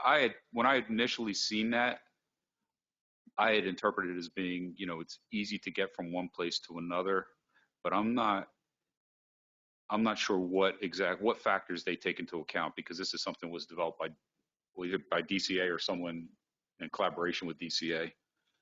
This isn't something that came out of DEP. So I apologize that I don't know that answer to that question, but we could look to find out. Depends on who's doing it, right? Yeah, he does a bunch of stuff like with open space coverage, and there's a meaningful open spaces in the neighborhoods, right? And he's used a quarter of a mile or a 10-minute walk, stuff like that. But I've seen different radiuses for different programs, and the DCA's method may be different than what DEP does. So, yeah, as Joe said, whoever's tool it is, you have to find out what DCA's definition, description of walkability is. So, sorry, we're just not interagency, you know.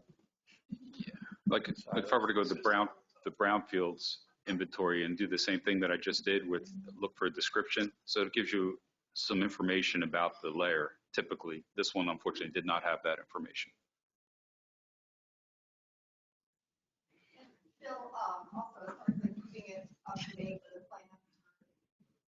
Yeah, the question was about keeping this site up to date. So yeah, we have an intention of and obviously this would be significantly easier than the first round, but to try to keep this information up to date by, you know, we're thinking about a yearly revival of the information and kind of going through the sites that are listed on there and seeing, you know, if they are redeveloped. Some sites we know about because we are involved heavily with either funding it or they're part of our Brownfield development areas, or we just have knowledge on the ground in the cities for CCI. So yeah, we're going to try to keep that updated. That was one of the flaws of the former system that many of you may know called New Jersey SiteMart. The issues were a little bit of uncontrolled access to who posts what on that site, as well as no real way to vet or update what was on there. So it sort of fell into disrepair, which then sort of made it somewhat useless. So our intention is to have this product replace that SiteMart product.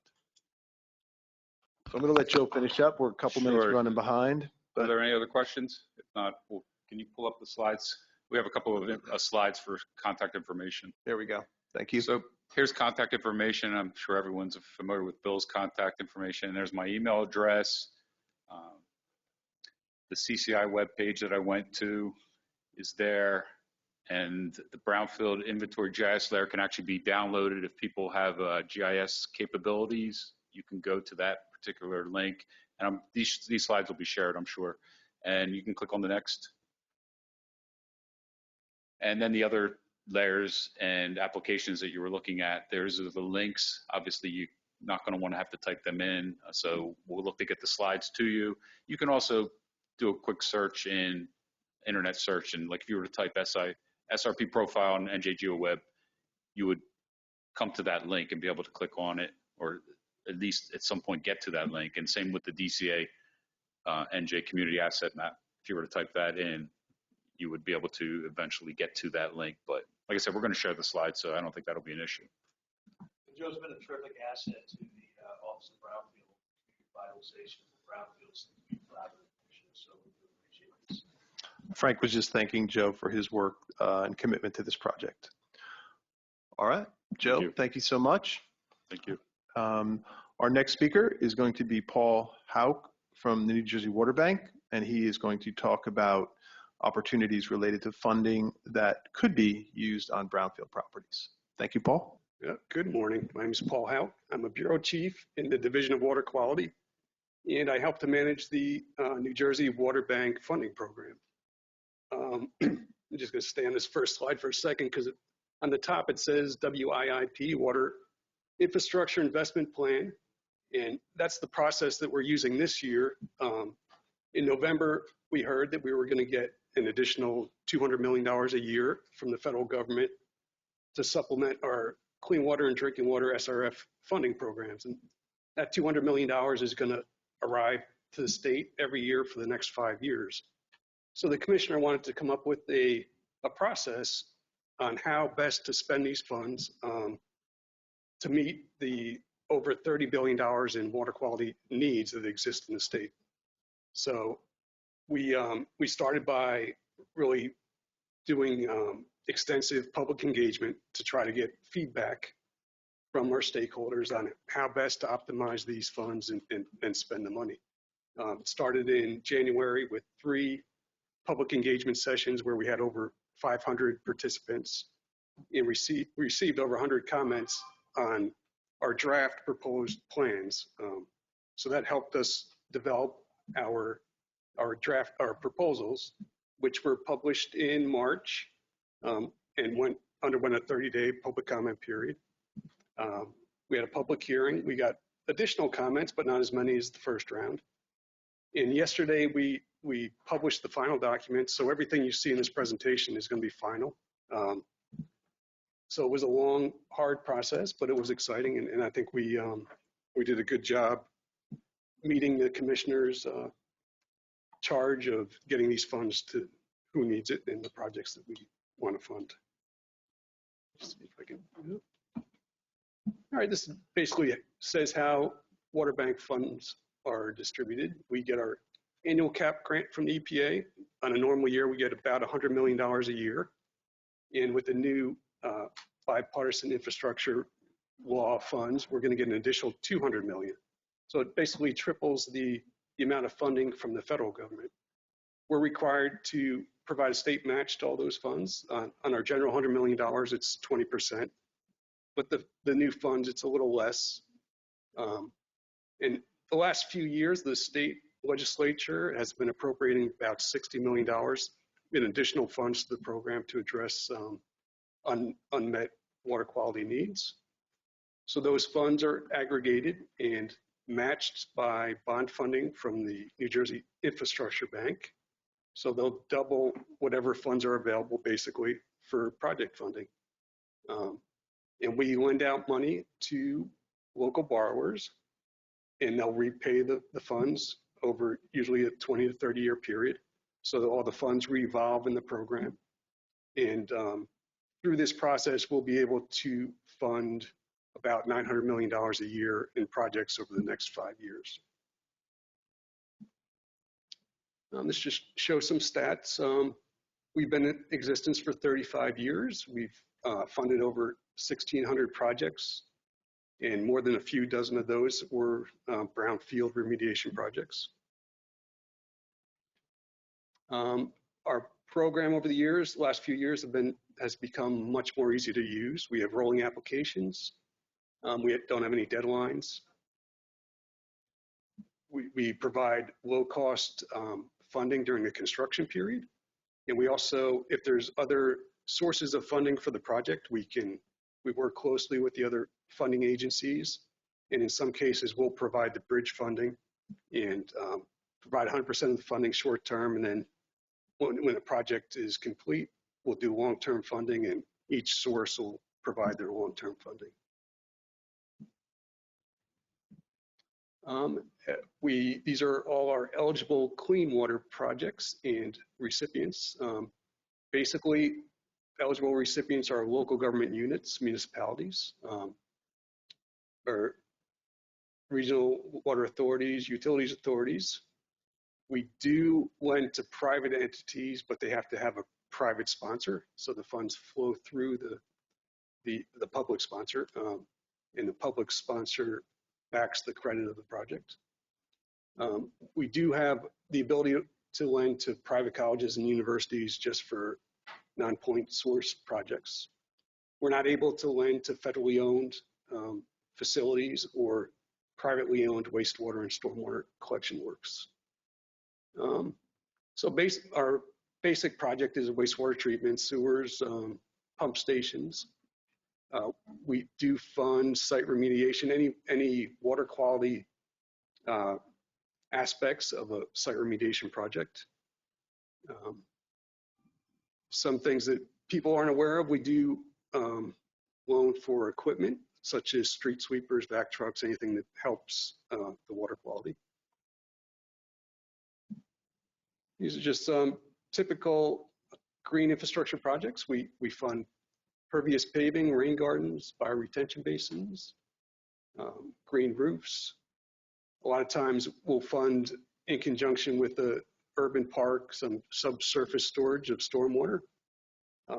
We do provide funds for land conservation if there's a water quality protection aspect to it. Here are just some examples of projects we funded. Porous pavement and rain gardens in Hoboken. A rain garden at CCUMUA sponsored Phoenix Park in Camden, and a permeable parking lot in Edison, New Jersey. Like I said earlier, we do fund the water quality aspects of brownfield remediation or landfill remediation.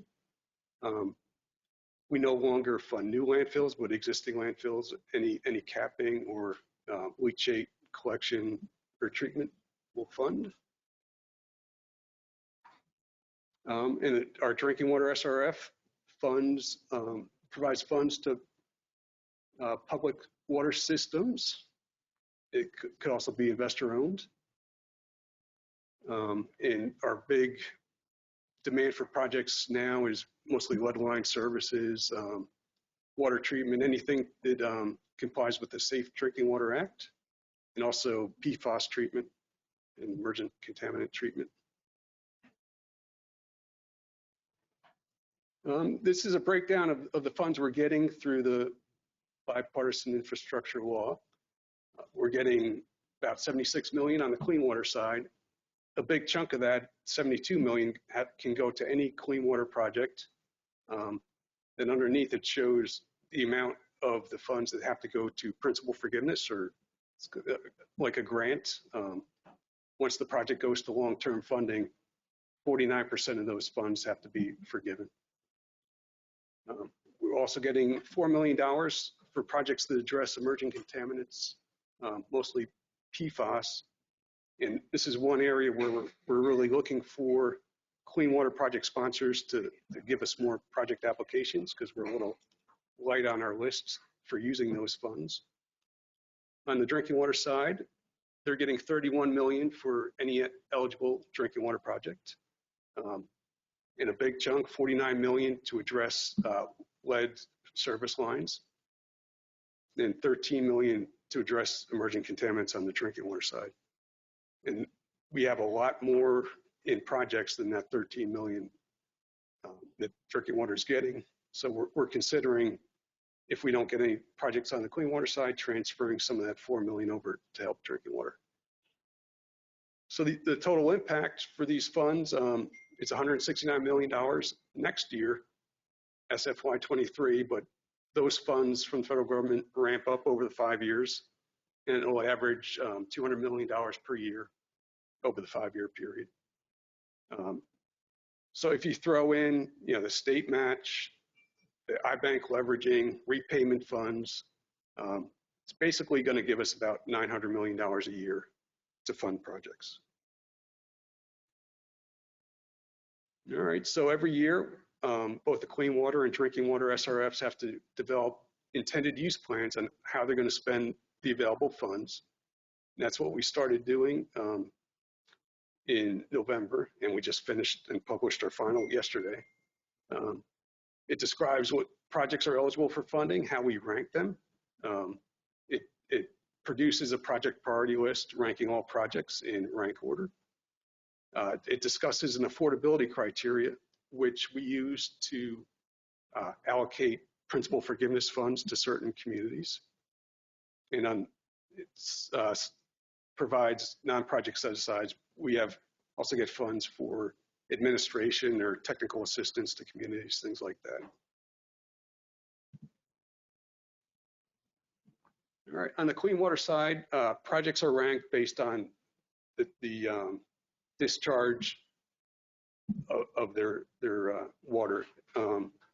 Basically, CSOs and SSOs have the most impact on water bodies, so they receive the highest points, and it goes down from there. This year, for the first time, we are assigning points for projects that address climate change and resilience, and we're also awarding points to projects located in environmental justice communities. This year also, we align the affordability criteria on both the clean water and drinking water side.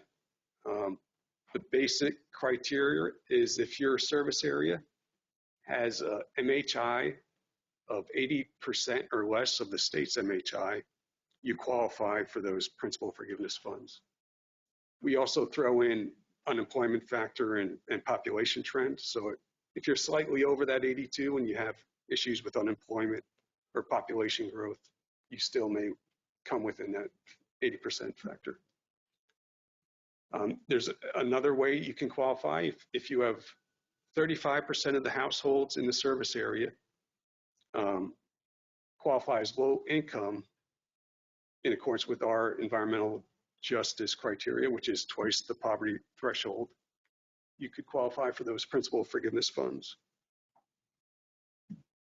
All right, and these are the basic packages for the clean water program.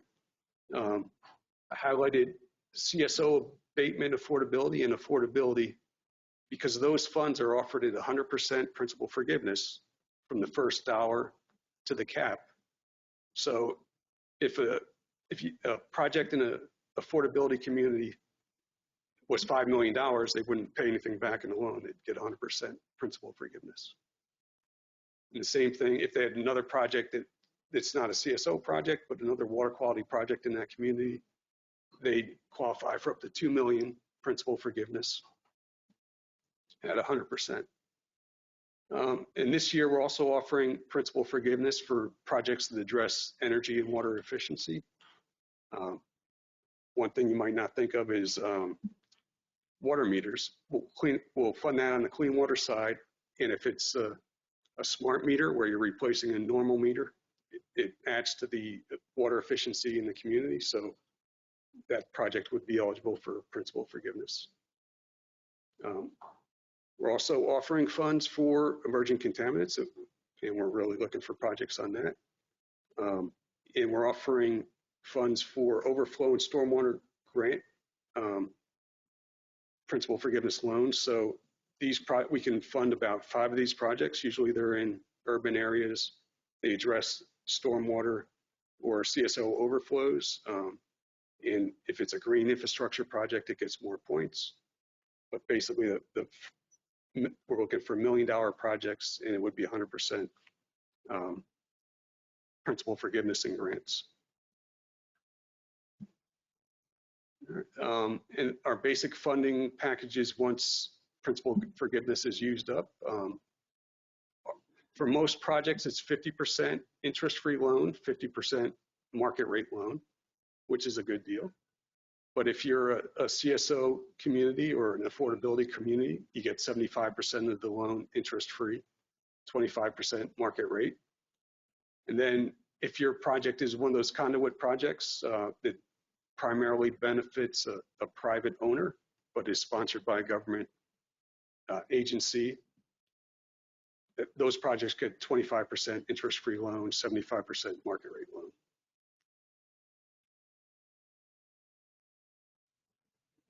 All right, these are the principal forgiveness packages available on the drinking water side. Most of the funds are going to lead line replacement projects.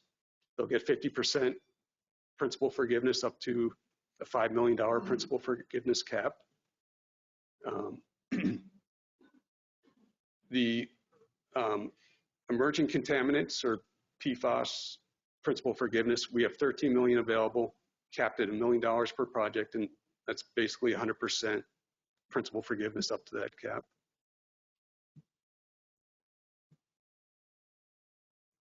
We still have the nano loan program for systems serving less than 10,000 customers, and they get 50% principal forgiveness up to $500,000. That's basically the updates for this year. If you have any questions, you can visit that DP/WIIP website. It has a lot of information there, videos and information about the. Rachel, do you have a question from the audience? Yes, we have two questions from Robert Lippincott. The first question is, are there any new federal funding programs for water quality and infrastructure programs to address flooding in areas like Meadowlands? Most, not through the SRFs. Funding through the SRFs have to be related to protecting water quality or treatment plants, things like that, water infrastructure. There may be funds available through the bill, but I'm not aware of it. Well, if there's like a water quality aspect of flooding, we funded those projects. Right. Yep, we look hard for that. Yeah, especially CSO communities. There's usually, if you're putting in stormwater conveyance and separating it from the sanitary, then that's definitely something we could fund. The second question is the recently completed water quality funding plan available online? Yes, it's available at the DEP/WIIP website. And we just posted the final documents yesterday, so they're up there. We've got a question in the room. Hold on a second. This is very exciting. There's a lot of good stuff in there. I'm sure a lot of people I love the principal forgiveness piece of that as well. I think we're going to see a lot of good things come out of that. I know we're looking at a couple of different cities with like their long-term control plans last year and realizing that what they needed to do would actually increase the rates among their residents a lot. So it seems like this program would be a great fit for those towns that are experiencing that kind of, so it was like Patterson and Newark, and I think maybe Perth Amboy was the other one. The other thing I just wanted to ask you about, coming from the Economic Development Authority, and you talked about brownfields and people using this for brownfields, for the portion that's not forgiven, I'm assuming they must have to tell you like how they intend to repay that. And could you just tell me like typically what kinds of repayment streams people are proposing? Right. Usually for municipalities, government entities, it could be a general obligation bond, but that's why we need the public sponsor usually for brownfield redevelopment. But yeah, it's one of the big comments we heard on our public participation process was communities wanted grants instead of principal forgiveness. And there's a lot more requirements tied to federal grants or pass-throughs So we try to address it by giving the 100% principal forgiveness on the first 5 million for CSOs. That's great. Yeah, hold on. We got another question in the room here. Go ahead, Vince. Paul, quick question. You mentioned about the Burlington County landfill project. Could you talk a little bit about that? Was that a water quality issue, or how did that pertain into the landfill? Thank you. I'm not familiar with the details on that, but any landfill, yeah, we provide funding for the capping, anything that addresses leachate generation, so collection of leachate, pumping leachate, capping, liners, anything that protects groundwater. So but starting this year, we're only doing that for existing landfills. In the past, we would do it for new landfills and new landfill sales, but we no longer fund that. There's other sources of revenue that can fund that. All right, Daniil, do we have any other questions from the virtual audience? Hi, Bill. This is Rachel, and we do have a question from Dolce Vieira. She's asked, this is another question for Paul. Would you fund PFAS contamination? And I'll reword that. Would you fund PFAS remediation? Absolutely. Yes. As long as it, if it's affecting groundwater or surface water, yep. And we're looking for those types of projects on the clean water side. So if anyone out there has anything, please contact us. Thank you. I wanted to add to the landfill question that Vince brought up. We worked with Paul's program on the Somerville Green Seam project. So that was a joint Hdsrf funded and water bank funded project. So Ronsky, do you want to provide any details? Into the. You basically summed it up. I mean, so, they needed a significant amount of money to do the green seam restoration, over 12 million. And they were the first ones, I guess, to come in and petition the department to allow the use of the, I guess at the time, the EIT fund to do the 25% matching grant and cover that 25% that they had to cover. And the project has been finished. And I would add, we've worked with the water bank program for many years on many complicated projects, found contamination in the middle of the project, and they have covered removal of that because it was contaminated groundwater. Project scopes have expanded because of factors, and they have been very flexible in, providing additional funding to make the project occur. Maybe there's new development that required increased capacity, and they've been very flexible. So, I would encourage our municipal partners and our developers to think about, when they're attacking a brownfield site, what kind of water infrastructure improvements they can make, and how that site may be able to also address, neighborhood flooding at the same time. So they've been very flexible in projects. So, thank you, Paul, and thank you. Your program's been terrific. We miss Gene Shebra so much. He retired, and many of you have worked on complicated projects. Got to know Gene over the years, so we miss Gene, but the program is still a great program. We miss Gene too. Yeah, thank you so much, Paul. And just to put a cap on Frank's comments, infrastructure upgrades are often a key part of redevelopment, right? So when we can prepare the ground with water infrastructure issues, oftentimes that tees it up for the brownfield redevelopment project that we need to happen or we're wishing to happen. These guys have been great partners, like Frank said, and they've, leveraging other money. Hdsrf has been used as a match to Paul's program, and Paul's program has been used as a match to Hdsrf. So there's a lot of creative people out there in our audience. So, think about, what are the needs of your project? What are some of those needs fall under the umbrella of Paul's program with a nexus for water improvement. And these guys have been very creative in that arena. So, pitch your projects. Paul's information's up there. We can certainly help frame some of those discussions for you in the Office of Brownfield Community Revitalization. So thank you so much, Paul, for your presentation today. And we're going to move on to our next presenter, who is virtual. And I believe, Anthony, are we good to go with Rick Lear? All right, so thank you, Bill. Thank you, Rachel. Thank you, Tony.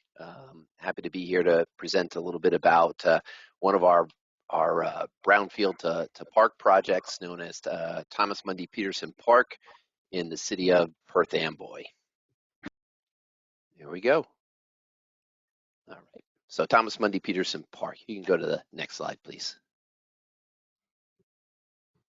All right, we'll give you a good view here. But Thomas Mundy Peterson Park in the city of Perth Amboy was dedicated just this past September 25th, 2021, by the Middlesex County Board of Commissioners. It's at the corner of High and Washington Street in the city, and in the distance there you can see a kind of a building just straight back with a kind of a green dome on it, which is the County VOTEC building. And we're looking at a 10-acre park. It's got a multi-use turf field, an interchangeable softball, baseball turf field, walkways, restrooms, parking, open play area, and then certainly great views of the Arthur Kill. Funding for this project and for this park was a collaboration between the County of Middlesex and several groups within NJDEP, including Green Acres, Office of Natural Resource Restoration, and the Community Collaborative Initiative within the Office of Brownfield and Community Revitalization. Next slide, please. All right, so here's what it looked like when we started. If you look in the background, you know, in the far distance, you'll see again the green of the County VOTEC school there, and certainly prior to construction of what you just saw on the last slide, this site sat as an underutilized, contaminated brownfield that presented a unique opportunity. A couple things to kind of take note of here in this slide that you'll see that you'll be able to see in future slides, but you can see the old pilings extending out into the water. It's almost in the center of the slide there. That we'll see again in some other pictures. And then you can also kind of get a sense here. The site itself is very, we'll talk about this, what we like to call topographically challenged. It's actually, prior to the construction, existed in almost like 3 steps down from High Street all the way down to the Arthur Kill. So it was quite an undertaking. But this is what it looked like before we even started. All right, next slide. Just to give you a little bit of an idea of the history of the site, the park in this site was the former site of the Standard Underground Cable Company, which became General Cable Company in 1929. And this company made all sorts of products, including they made mineral insulated cable for the Apollo 11 moon landing. So you can see what this looks like in, I believe this photo is from around that 1930s time. You can see the pier extending out kind of from the center of the site, just over to the right a little bit. Those are the abandoned kind of pilings that we saw in the last picture. You can also see the little piece of a rail spur that actually comes to that pier at the site, which will be obvious when we show a couple of other aerials of the other property. But this is, you know, this is what it was. This is what Perth Amboy, bustling. The Atlantic Terracotta Company was in Perth Amboy. Really a lot going on down in this area. Next slide, please. So, but then we turn the clocks up to 1980, July 7th, 1980. A fire erupted on the site on the 3rd floor warehouse of the Perth Amboy Packaging Company. And so it spread throughout the site pretty quickly, eventually kind of overtaking buildings of the nearby Duane Marine Chemical Company. And once it hit that, certainly things really got cooking. It was estimated that the fire reached about 2,500 degrees Fahrenheit.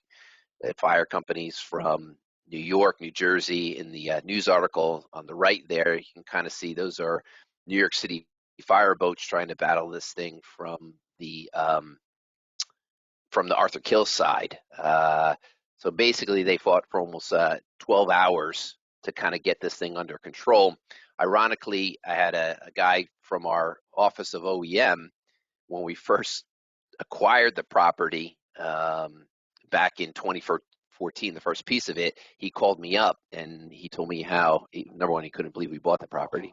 And number two, told me how when he was 18 years old, this was the first major fire he went to. And that he really remembers it as quite an event. The picture on the lower left, you can see there that I pulled probably from Facebook, is at the corner of High and Washington Street. And again, it was just a mangled, charred mess at the end there. So, all right, next slide, please. So certainly all the buildings were raised.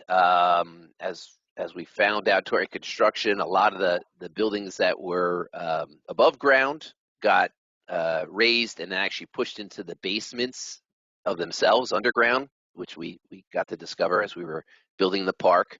But you can see here, this is an aerial off of near map from April of 2015. So the county's first acquisition of these properties was in July of 2014.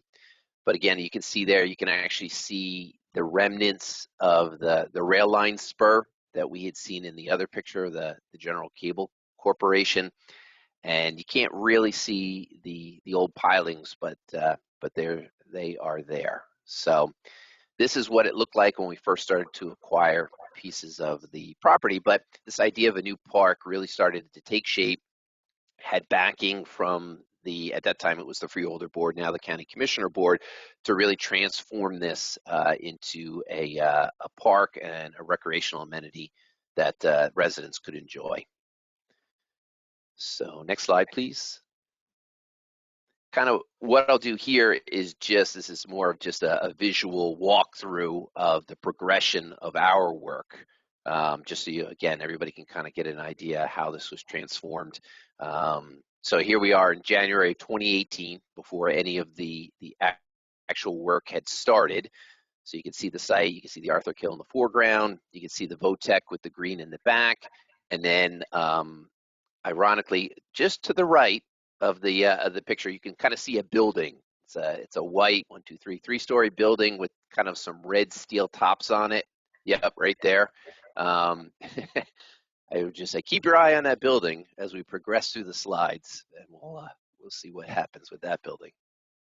But again, as I talked about it, the site was really topographically challenged. From the corner of High and Washington, it dropped down about 40 feet down to the Arthur Kill. So we really had a lot of earthwork to do in order to transform this site. All right, next slide. So here we go. We jump ahead to June of 2019. So you can get a sense there. We're already doing a lot of the crushing of the old foundations, the concrete, and kind of trying to prepare the site, level it out. Ultimately, the site will transform into just 2 levels, again, because of the topography of the site. 1 level up near High Street, and then the 2nd level down along the waterfront. So June of 2019, still nothing going on with that white building on the right. Not our building. All right, next slide. We jump ahead to January 2020. Same thing, we're moving along now. A lot of that site work is done. Concrete is crushed. You still got some piles in there, but we're really starting to pick up some steam. Again, you can see the Arthur Kill in the foreground, the Votech with the kind of the green structures in the background. So we are humming along here, January 2020. All right, next slide. All right, so here we go. We jump ahead 6 months that same year. We've got, we actually had to do the work in 2 phases. Phase 1 was a lot of the site demolition and preparation, and phase 2 was really the construction.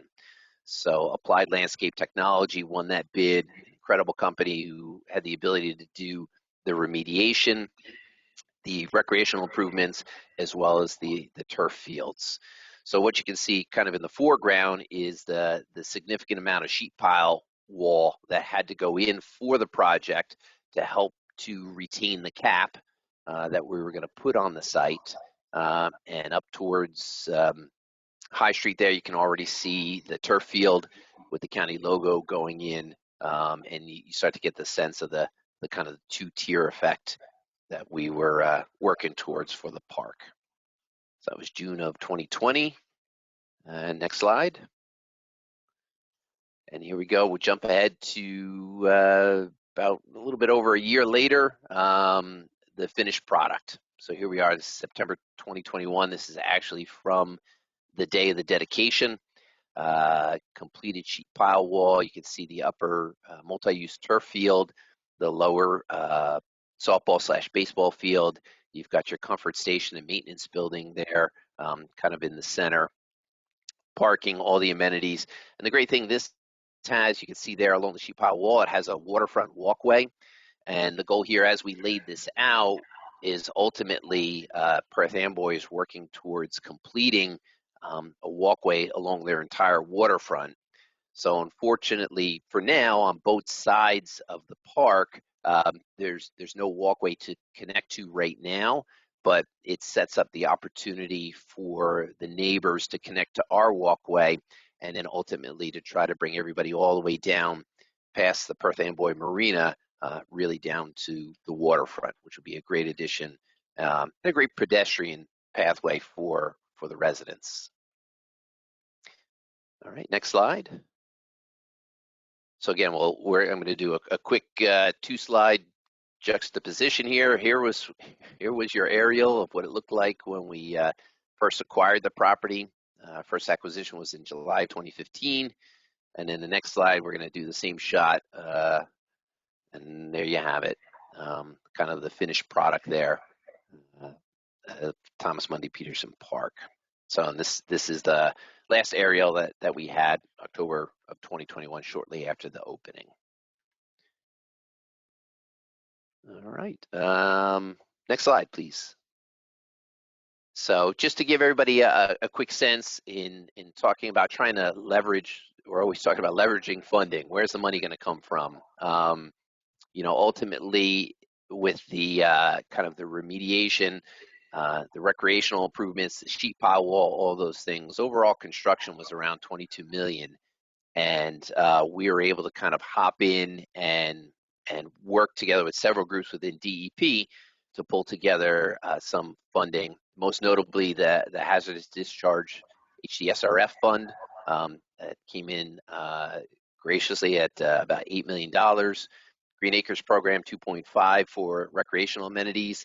And then the Office of Natural Resource Restoration came in with money that they had from a natural resource damage settlement, where they were looking for improvements relative to, I think, the greater Newark Bay complex. So we kind of fell into that, being able to give folks access to the Arthur Kill, access to the waterfront, and they came in with their funding there as well.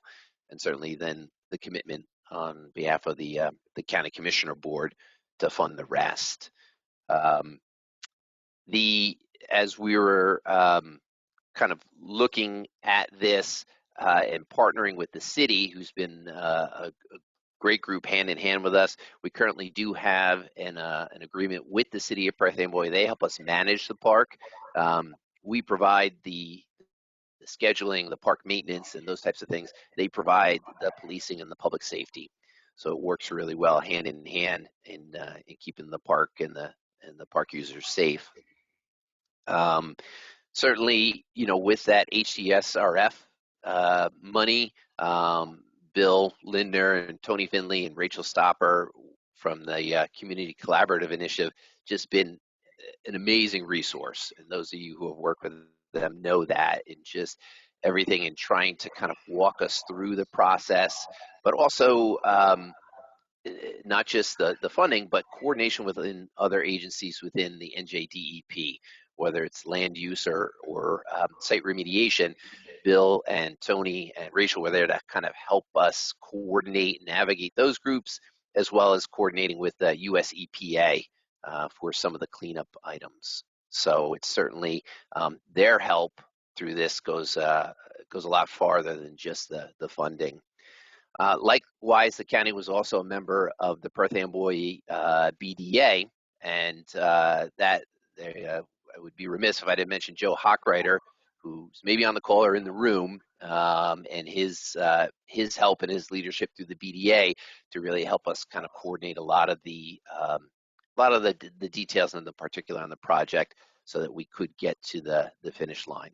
So, you know, thank you to Joe as well for getting us through this. Next slide. And then ultimately, you know, the park is in heavy use already.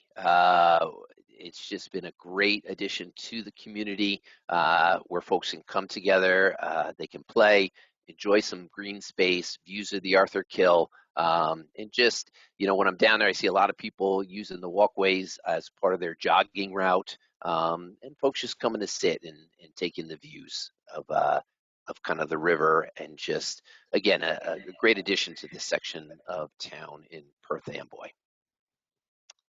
Next slide, which will be the final slide. All right, that's that. There's my obligatory county commissioner shot. So that's really all I have on kind of the overview. If there's any questions, happy to expand on any details or anything like that. Any questions for Rick? While we're waiting for questions, I'll just throw in a couple comments really quick. This property was part of the Brownfield development area, so they were eligible for cleanup money. Questions from the Hdsrf. Is there any other questions, Rachel or Tennille? Hi, Bill. This is Rachel. We had a question come in from Robert Lippincott again. His question is there remaining contamination? Did you use an LSRP? And are there remediation permits in place? There was an LSRP heavily involved. This was a very complex remediation. There is some contamination remaining in place under the caps. There was some removed from the site, and I think I covered them. Was there one more I missed? That's it. Oh, the remedial action permits are, I'm sure, are in order. Mm-hmm. The other comment I just wanted to make is just, you know, the power of like great partnerships that Rick alluded to, getting the right people in the room for conversations, being able to accelerate a project like this for the good of the community and the county and the state, and how this project can be a catalyst for so much happening around it. Rick alluded to the fact of the Waterfront Promenade that the city wishes to have. The city of Perth Amboy is a peninsula, for those of you who don't know, and their goal is to literally have an entire walkway around the perimeter of their city. The concrete building that you saw that Rick referred to that was not part of the project is called 500 High Street, which is also now under redevelopment for condominiums. Certainly overlooking the park versus what was formerly there will be motivational for buyers on that project. And also the projects that are directly next door on either side of that, the new park, are also under redevelopment. So, you know, we talk a lot about projects like parks and what are their value, and the value isn't in generating taxes necessarily, because they don't. But the value is creating spaces and places in the city where people want to live and are attracted to. And then what's the domino effect of the delis and the dry cleaners and the gas stations and the other services that all the people who live there need. So, you know, park projects are important. And we're going to talk about another one right now. I thank you, Rick Lear. And we're going to jump over to the Fitzpatrick Park project in the city of Bayonne.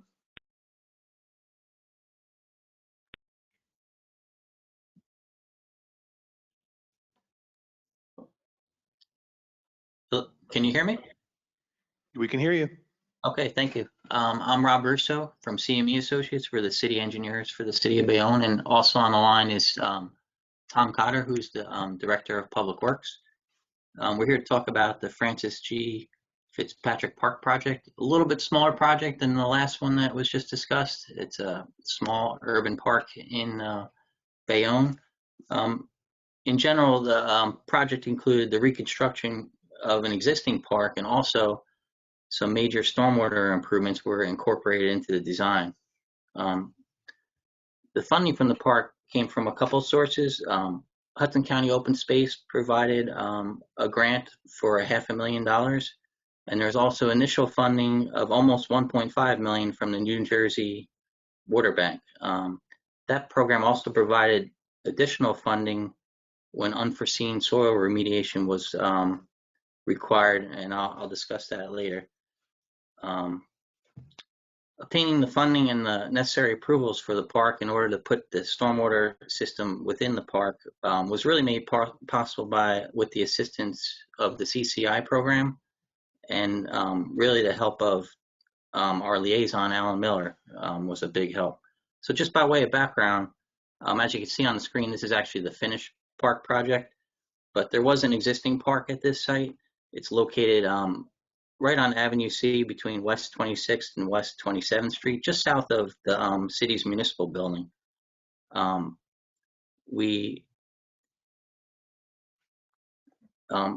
That's the actual park, but we also extended the improvements with regard to the stormwater management. They extended it north another block up to West 28th Street.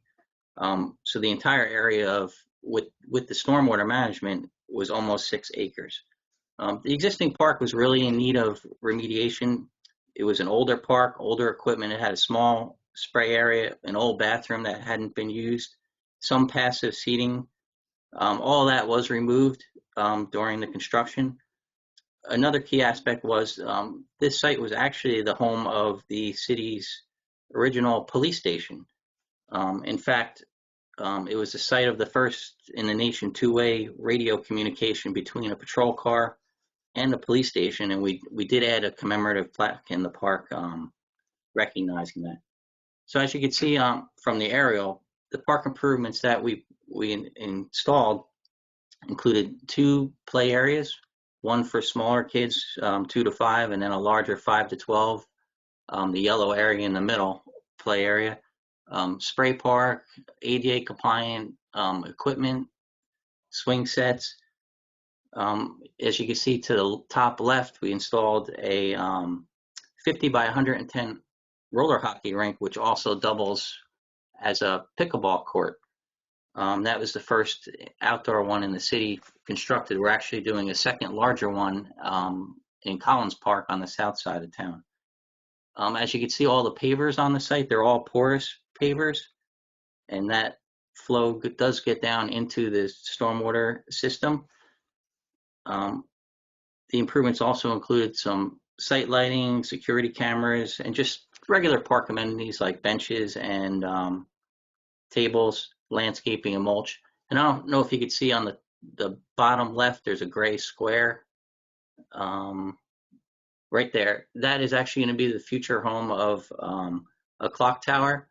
There are bells that are being remediated right now from the St. Joseph's Church that Tom Cotter was very integral in getting for the city, and those will be in a clock tower on that corner. That should be up hopefully by August. And really the reason why we're here today is to talk about the stormwater improvements that I mentioned. The stormwater improvements were designed to provide a reduction in the rate of runoff for not only the park area, but for areas along Avenue C. Residents south of the park downstream had been experiencing drainage issues.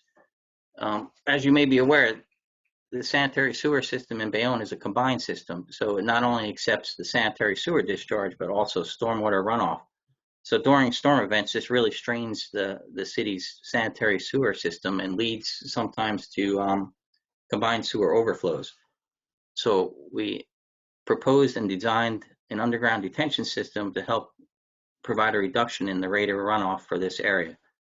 We accomplished that by installing a separate system in this area, separate from the existing sanitary sewer system, because we didn't want to have a situation where we were storing sanitary sewer. We wanted to just store the stormwater runoff. So we did install a new system from 26th Street all the way up to 28th Street with new piping, new inlets at the corners, and that all discharged to an underground storm sewer system located in the park. That system is generally located on the north side of the park, underneath the hockey rink and the passive seating area to the west of the hockey rink. But there were also branches of the system that went out through in between under the storm sewer, the porous pavers. About 1,900 feet of 48-inch ADS pipe was installed which could hold approximately 300,000 gallons. So that stormwater is detained and is metered back slowly into the combined system, providing reductions in the rate of runoff. It should be noted that during Hurricane Ida last year, stormwater management system, although not 100% completed at that time, actually provided adequate reductions in the rate of runoff, and there was no reported flooding in the previously known areas downstream, which we thought was a great accomplishment there. Since Bayonne does maintain a combined system, the installation of the detention basin is just a small step in the overall plan to reduce reoccurring combined sewer overflows.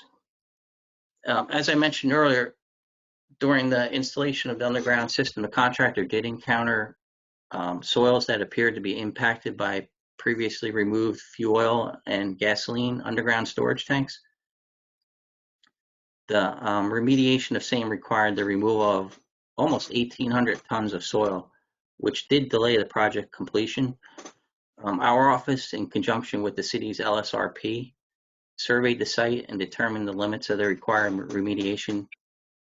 In addition, ground penetrating radar was utilized, review of historic mapping and conventional test binning, and it was determined that the underground tanks, which we believe were associated with the old police station, had been previously removed, but the soil had not been remediated.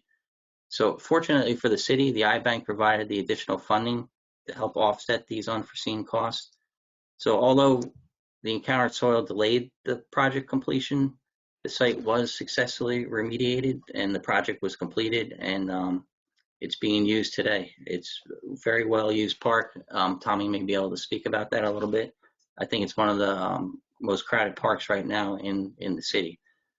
So just in closing, just want to note that procuring the funding and obtaining the approvals for this project was really immensely streamlined by working with the CCI program, and especially Mr. Miller. He was a great help in coordinating with the different branches, especially Green Acres, and really made this possible.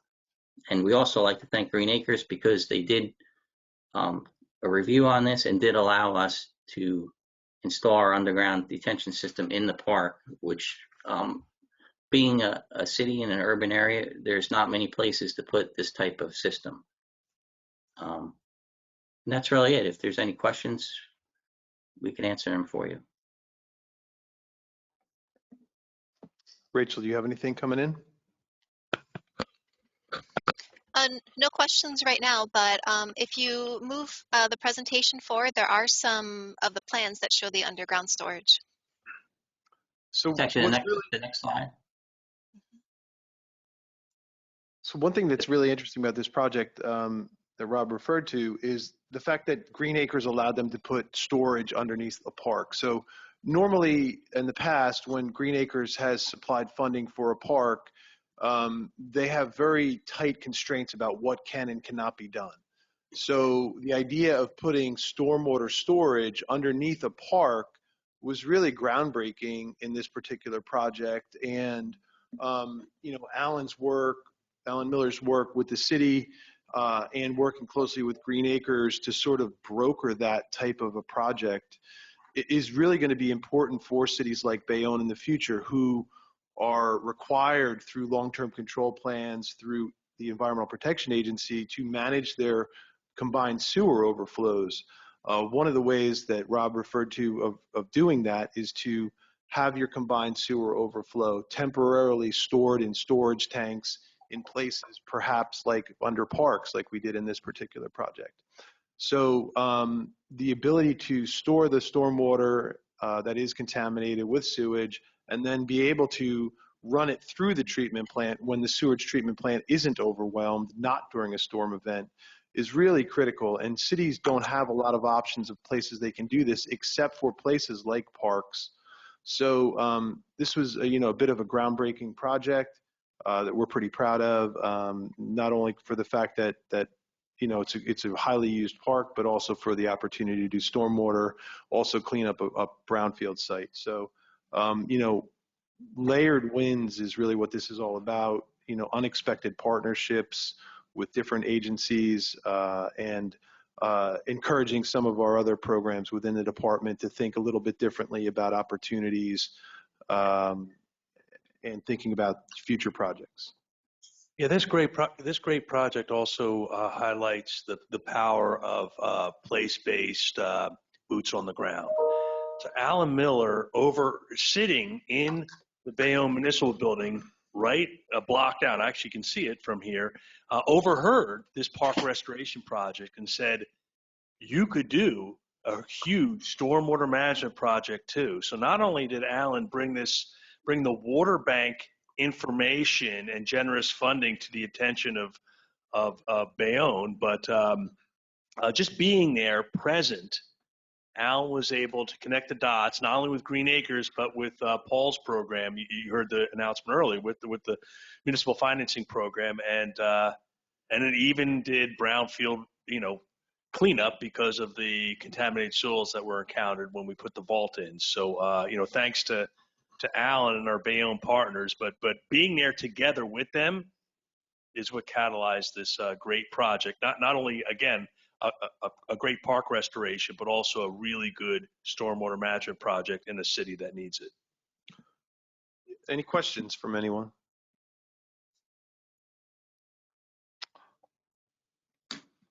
Okay. All right. I know we're running a little behind schedule, but I know that many of you are anxious to hear from our federal partners at EPA, and I'm not sure if it's Terry Wesley or Shanine Mitchell who will be presenting, but whomever it is, you're up. Thank you. Hello, can everybody hear me? Yes. Thanks a lot. So first and foremost, thank you all. I know myself, I believe Shanine may be on, and Sadira Robles, although I cannot check from this angle here. But if not, I can manage it. I just wanted to say first and foremost, Bill, thank you to you and your staff, all the great work that you guys are doing. Today was hearing some great presentations. And I know I am the one keeping you folks from lunch. So hopefully what I'm about to present is going to be tasteful and spicy. So let's see if we can get right into it. And also, thank you, Rachel, for coordinating this, as well as Tyrone for your digital assistance. So by the way, is it possible for someone to bring up my list of, oh, thank you. There we go. Most appreciative. So a couple of things we want to highlight today. And we'll just go through those. First and foremost, on May 12th, a few weeks ago, we were in a great position as part of our annual grant selection process. This time around, it was the fiscal year 22 EPA Brownfields Assessment, Revolving Loan Fund, and Cleanup Grants that were out there in the market. And we were happy to report out that we did select 3 entities from New Jersey. Asbury Park will be receiving $500,000 in a cleanup grant. They're going to be focusing on the Springwood Avenue corridor area. 4 properties in total. Those properties are noted to have some contamination with historic fill, polycyclic aromatic hydrocarbons, metals, and VOCs. So we're interested and definitely excited to see that project go forward. For the Township of Hamilton, they also will receive a $500,000 cleanup grant. And they're going to be focusing on the former Near Para rubber factory site on East State Street. It's a 3-acre site, and it was a former rubber manufacturing and recycling plant. And it has PCBs and metals commingled with petroleum products. So we're very interested in those 2 projects, as noted on the cleanup grants. We also did have a large scale, which is one of the newer grants. This is our community-wide assessment grants to states and tribal entities.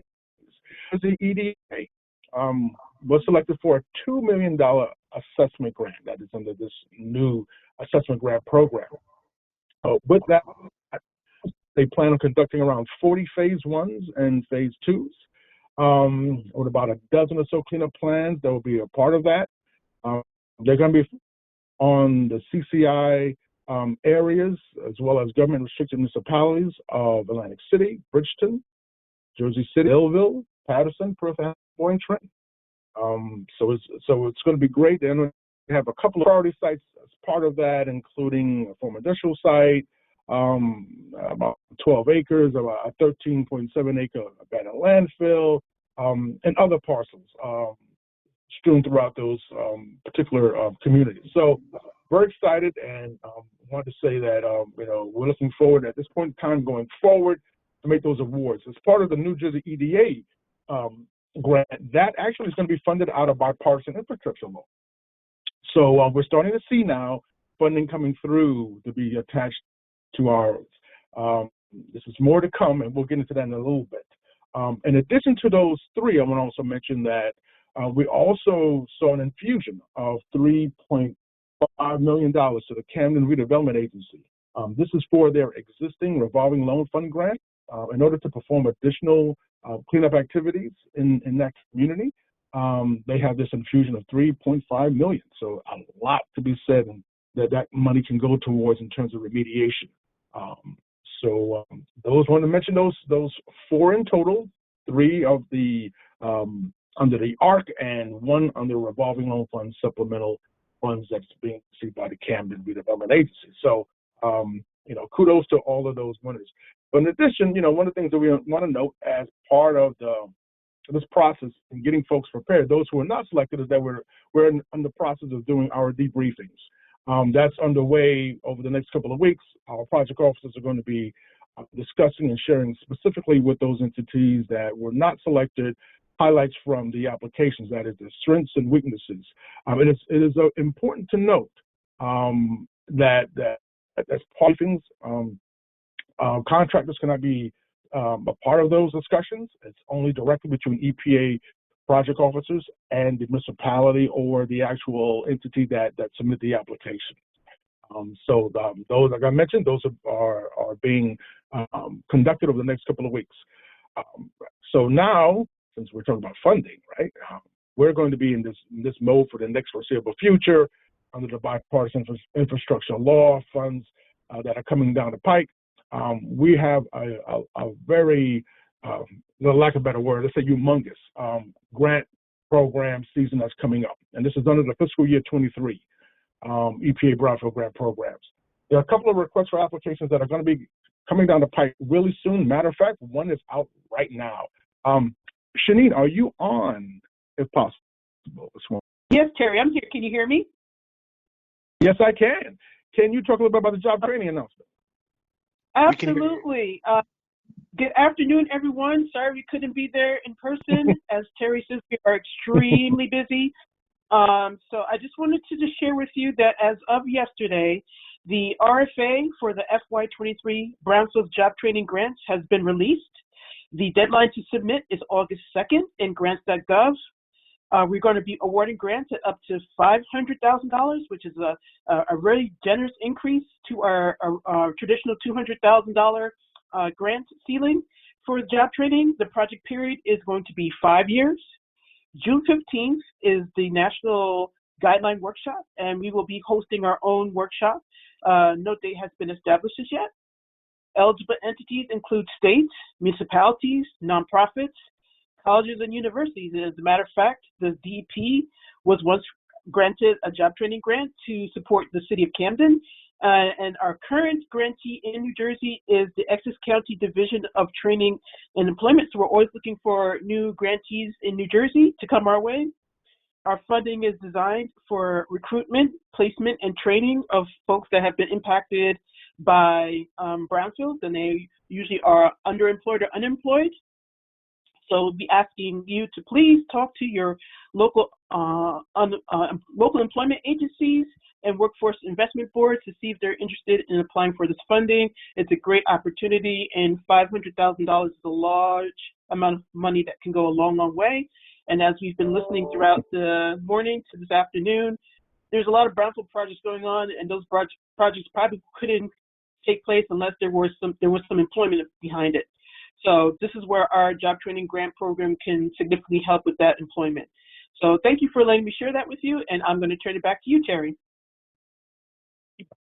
Thank you, Shanine, and definitely, a big plug in there for the job training program, and hope that folks that are part of this discussion today will consider applying, or at least share the word to others who may be in that position. So thank you, Shanine. Moving on. So one of the things that we are looking at this particular cycle is the combination of what is folks in the past have normally referred to as our annual appropriations. Every year we get a certain amount of funds to support our grant programs. But because of the bipartisan infrastructure law funds, they're now being grouped together. So there is this tremendous amount of funds available, so much so that this year, the first year, we're going to be running all 4 programs, multi-purpose assessment, revolving loan and cleanup together. The funds available will be a combination of the annual appropriation funds as well as infrastructure funds. We have a team of folks nationwide that's part of several work groups that are still putting the final touches on the guidelines and information needed for those announcements to come out in September. There's going to be sizable increases that we're talking about in the millions of dollars. That's going to be partitioned across the board of these programs. So on the lookout, as soon as information is really available, we will share. But of course, in preparation, we're going to be working with DEP and making sure that they have all the information to also share with their constituents out there in Jersey. And now the last one is specifically for DEP as it is right now, and that is, in October of this year, it's going to be the funds that's available to help support their response programs, and it's called the Circle 1, 2, and 8 programs. That we provide to DEP as well as other state entities to manage basically their brownfield programs. So that also will be tailored with a combination of annual appropriations as well as infrastructure funding. So there will be a sizable increase in the nationwide pot of monies available for state entities and the tribal entities to come in for. And last, even though it wasn't identified here, we also have currently right now, and tomorrow is the deadline, I know our folks at DEP are well aware, we also had this sort of supplemental 128A funds that were available for them that came about due to infrastructure funds. And so I know our friends at DEP have already submitted their information to us. But that also speaks to, the growing amount of funds that are now becoming available to do all the great work in the state. So once again, a lot is coming down the pike. As Shanine indicated, we are rather busy, to say the least. But a part of all that, we are bringing on new staff. We plan on the next month having 2 new staff join our group. But we also may be losing some folks. So you know how the saying goes, you win some, you lose some. So going forward, we just want to let you guys know we are doing the best we can to put all these pieces together. But of course, raising a brownfield, it takes a village. And of course, work with DEP and of course, many of our entities there, including NJIT and others like NJEDA, with some of the brownfield programs that they have in place is going to be paramount going forward. Like the conversation today about leveraging and stacking, funds available from the federal as well as state and local levels is so important going forward. And so we're going to try to ensure that we do our best in making those happen. And one of the things that I like to talk about next is that we're one of the things that, our program has been known in the past, of course, and even now, of course, related to the grants that we provide. But, recently, though, and I'm talking about the last couple of years, there's been this sort of influx, this sort of focus on sort of tailor-made projects, that is technical assistance that could focus on, say, site reuse and other types of activities, market analysis, that some groups just need that little additional help to move forward. So I wanted to speak to these 2 programs that we have available, and I was hoping is Sadira online here.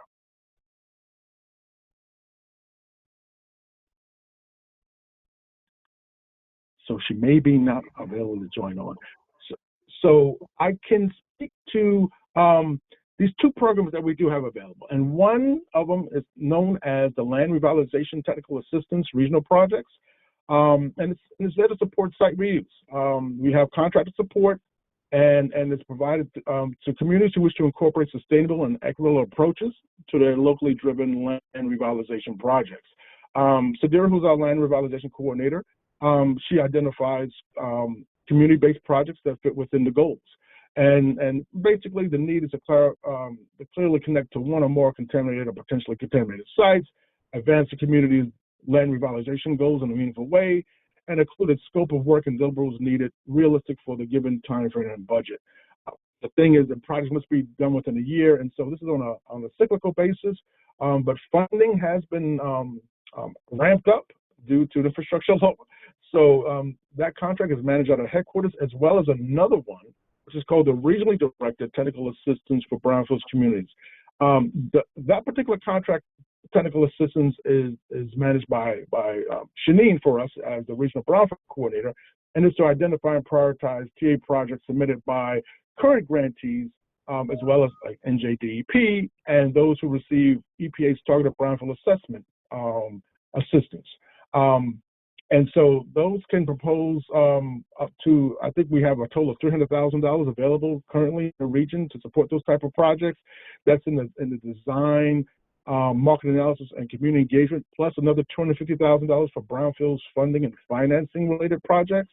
And so they have to just focus on one or more brownfield sites. And so EPA will complement, but not duplicate activities that a grantee has already committed to, but this could sort of, like I said, fit into those little niches, those little areas in which additional support is needed. So these two programs, through these contracts provided by headquarters, is a means to an end. And we're just hoping that, as we move forward, folks will consider, if you see that little extra assistance, to come in and reach out to us for that support. Moving on, and I know I can hear folks' stomachs growling here. So a few other things that we just want to highlight going forward here in terms of where we are with our existing grantees, those that are they're in the room or online, or on the call, that is that we're moving forward and trying to make sure that we can process any extensions necessary to make sure that no one is caught at the end of a particular performance period and that the grant may be over. So at this time, our grants office is asking us to ensure that if there's any extensions required, to please get those in. So if any folks there are EPA grantees and you're coming up against a particular time frame, like say September 30th of this year, and additional time is needed, to please get in touch with your project officers and to work with them so that they can work with our grants office to ensure that there's no lapse in performance period with a no-cost time extension. So some other areas I just wanted to touch base on in terms of some interesting things that's happening because of the infrastructure law.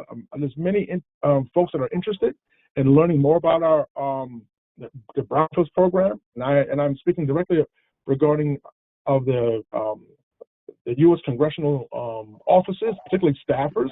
So we were in a position this year. It was very interesting that we actually had 3 separate sessions for congressional staffers within New York, within New Jersey, and then also in the Caribbean.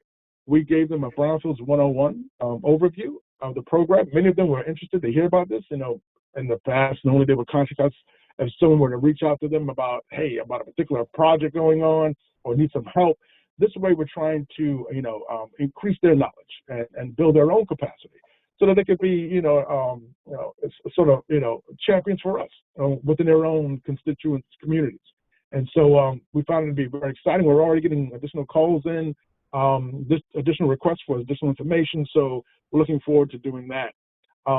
Nationwide, turning over to another program, this is the UST program, because of the connection between brownfields and USTs, we're finding that on a federal level, nationwide, with the infrastructure funding that's available and these large-scale USTs that exist nationwide, there are these discussions of how we can bridge those gaps. So we were very happy. We worked, of course, with DEP folks there, and their offices, the UST office, as well as in New York State. Similarly, and we had those Brownfield one-on-one conversations, and it's interesting to know that there's going to be, I think, going forward, opportunities for us to really look at how we can assist the UST programs through the Brownfields funding programs and technical assistance going forward. So I just want to share with folks that there's interested in seeing how those connect with your own sort of local projects. I just wanted to share that we are talking on the federal and state level of how to bridge those gaps. And then lastly, just want to highlight, one of the things that's coming up. It doesn't happen every year. And every seems like now we're in a 2-year cycle. And of course, COVID has kept us away from having this recently.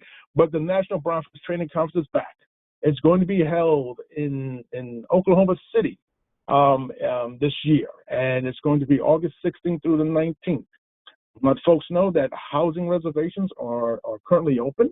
The link that you see there, brownfields2022.org, is the website to go to for all things Brownfield Training Conference 2022.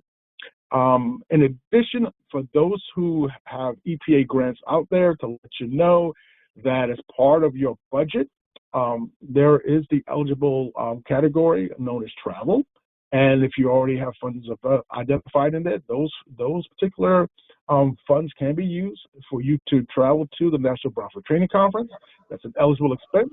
For those who have not have funds identified, or maybe limited funds in the travel category of their grants right now with EPA, we work with your project officers and let them know that you may need a rebudgeting of funds to place in that, should you be able to go to the training conference. So I think that's all I had identified. Just wanted to leave you all with that information. I'm sorry if I went through it rather quickly, but of course, myself, Shanine, Sadir, and others in our program are here to help and answer any questions that you guys have. And I'll stop right here, and I'll turn over to, say, Shanine, or if there was anything else you wanted to add on your end. Oh, no, Terry, you did a good job. Well, thank you. Appreciate that. So thank you so much. And once again, everybody, thank you for the opportunity to share this information with you. And I'll turn it back over to you, Bill and Rachel. Hey, thanks so much, Terry and Shanine. You guys are great partners, and thank you for all the information you provided today. If anybody has any questions for Terry and Shanine in the room or online, Tony Finley's got a question. Tony, go ahead. Turn on your mic, please, if it's not on. There's a green, if it's green on top, it's on.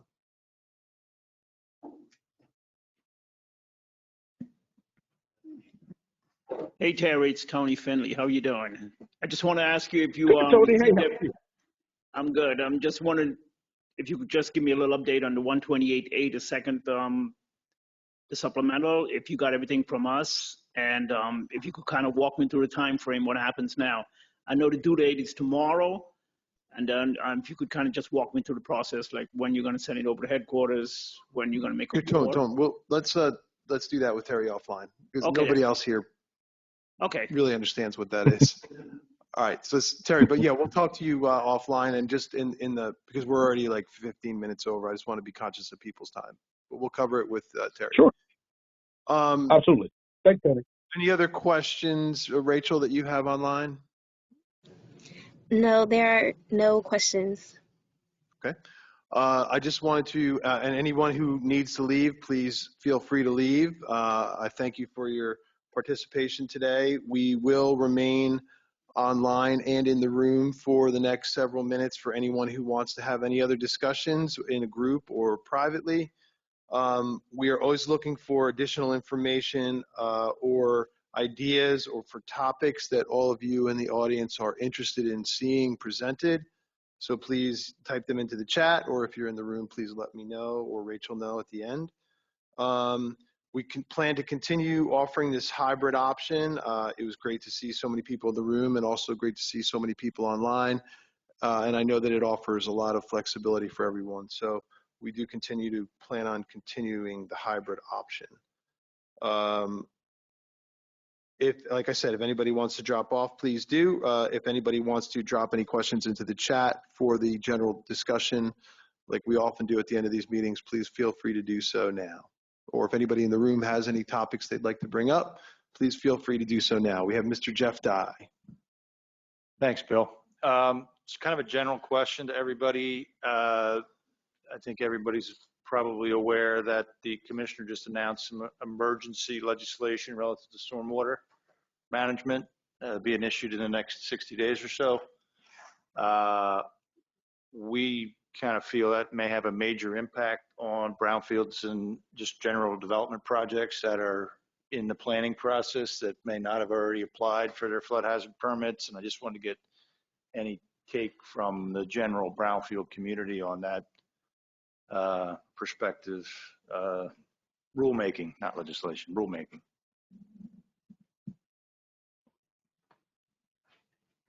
No thoughts. Okay, great. Frank, do you have any comments on that? Well, I agree with you. Yeah. Rick Scheuer is speaking. Please take the mic, Rick. So Rick Scheuer and with Beacon. But Jeff, yeah, we are sort of concerned and looking to find out what exactly that's going to mean for projects. And if my understanding is correct, that they're going to raise the flood elevation basically 2 feet. And so that could have a lot to do with many developments along waterways. Jeff, do you know the timeline on that? I don't. It just said that when it's released, it would be effective within 60 days or be effective immediately for 60 days. And then they're going to release supplemental rule change to extend that 60 days. So I'm not sure when the rule's actually going to be promulgated. But. Well, that's certainly a topic for our next Brownfield Roundtable. We'll see if we can get a speaker to speak, because I'm sure by then we will know a lot more, but certainly we can have a discussion about the impacts and the realities of that happening. Okay. Thanks. No, it doesn't seem like it. I didn't have any research on it. I just got a press release from Manco Gold's firm on it and circulated that to some of our folks involved in planning projects right now that are going to be impacted by that. Yeah, I mean, where are they? They've been coming down the pike for a while. This whole group of New Jersey PAC rules. So we have to figure out a way to get your concerns up to that program. So, Bill, maybe we can talk about how. Yeah, if people have comments and they want to submit them to me, please feel free to do so, and I could see it sort of spearhead some of the comments from the redevelopment community. I'm sure all of you have my email, william.lindner, LINDNER, @dep.nj.gov. Yeah, Rick's on point. The main immediate concern that I was aware of is the 2-foot increase in elevation on projects there. Yeah, it's going to matter. Do we have any other comments on Jeff's comment or any other topics for discussion that people wanted to bring to the general audience?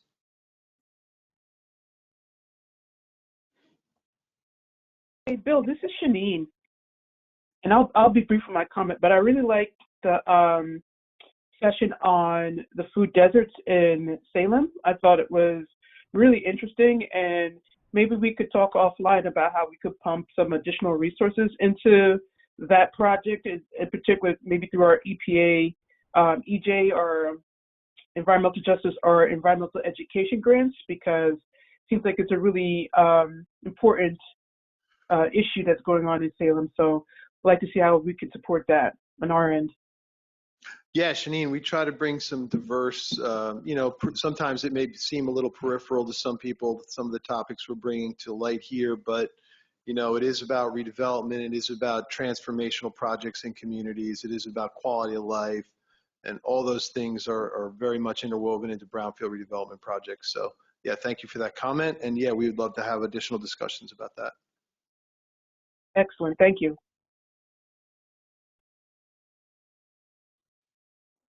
All right. Well, thank you everybody for coming, virtually or in person. We will be doing another one of these in September at some point. Do we have a date yet, Rachel? I think we do. Oh, I was not aware of a date yet, but if we do decide on one, I can send it out as an update to everyone after the roundtable. Yeah, it'll be sometime in September, but we look forward to seeing everybody, and please feel free to reach out to us at any time between now and then. Thank you. Thank you to Anthony and Tyrone for your help with the virtual presentations. Have a great day, everybody. You too. Have a good summer.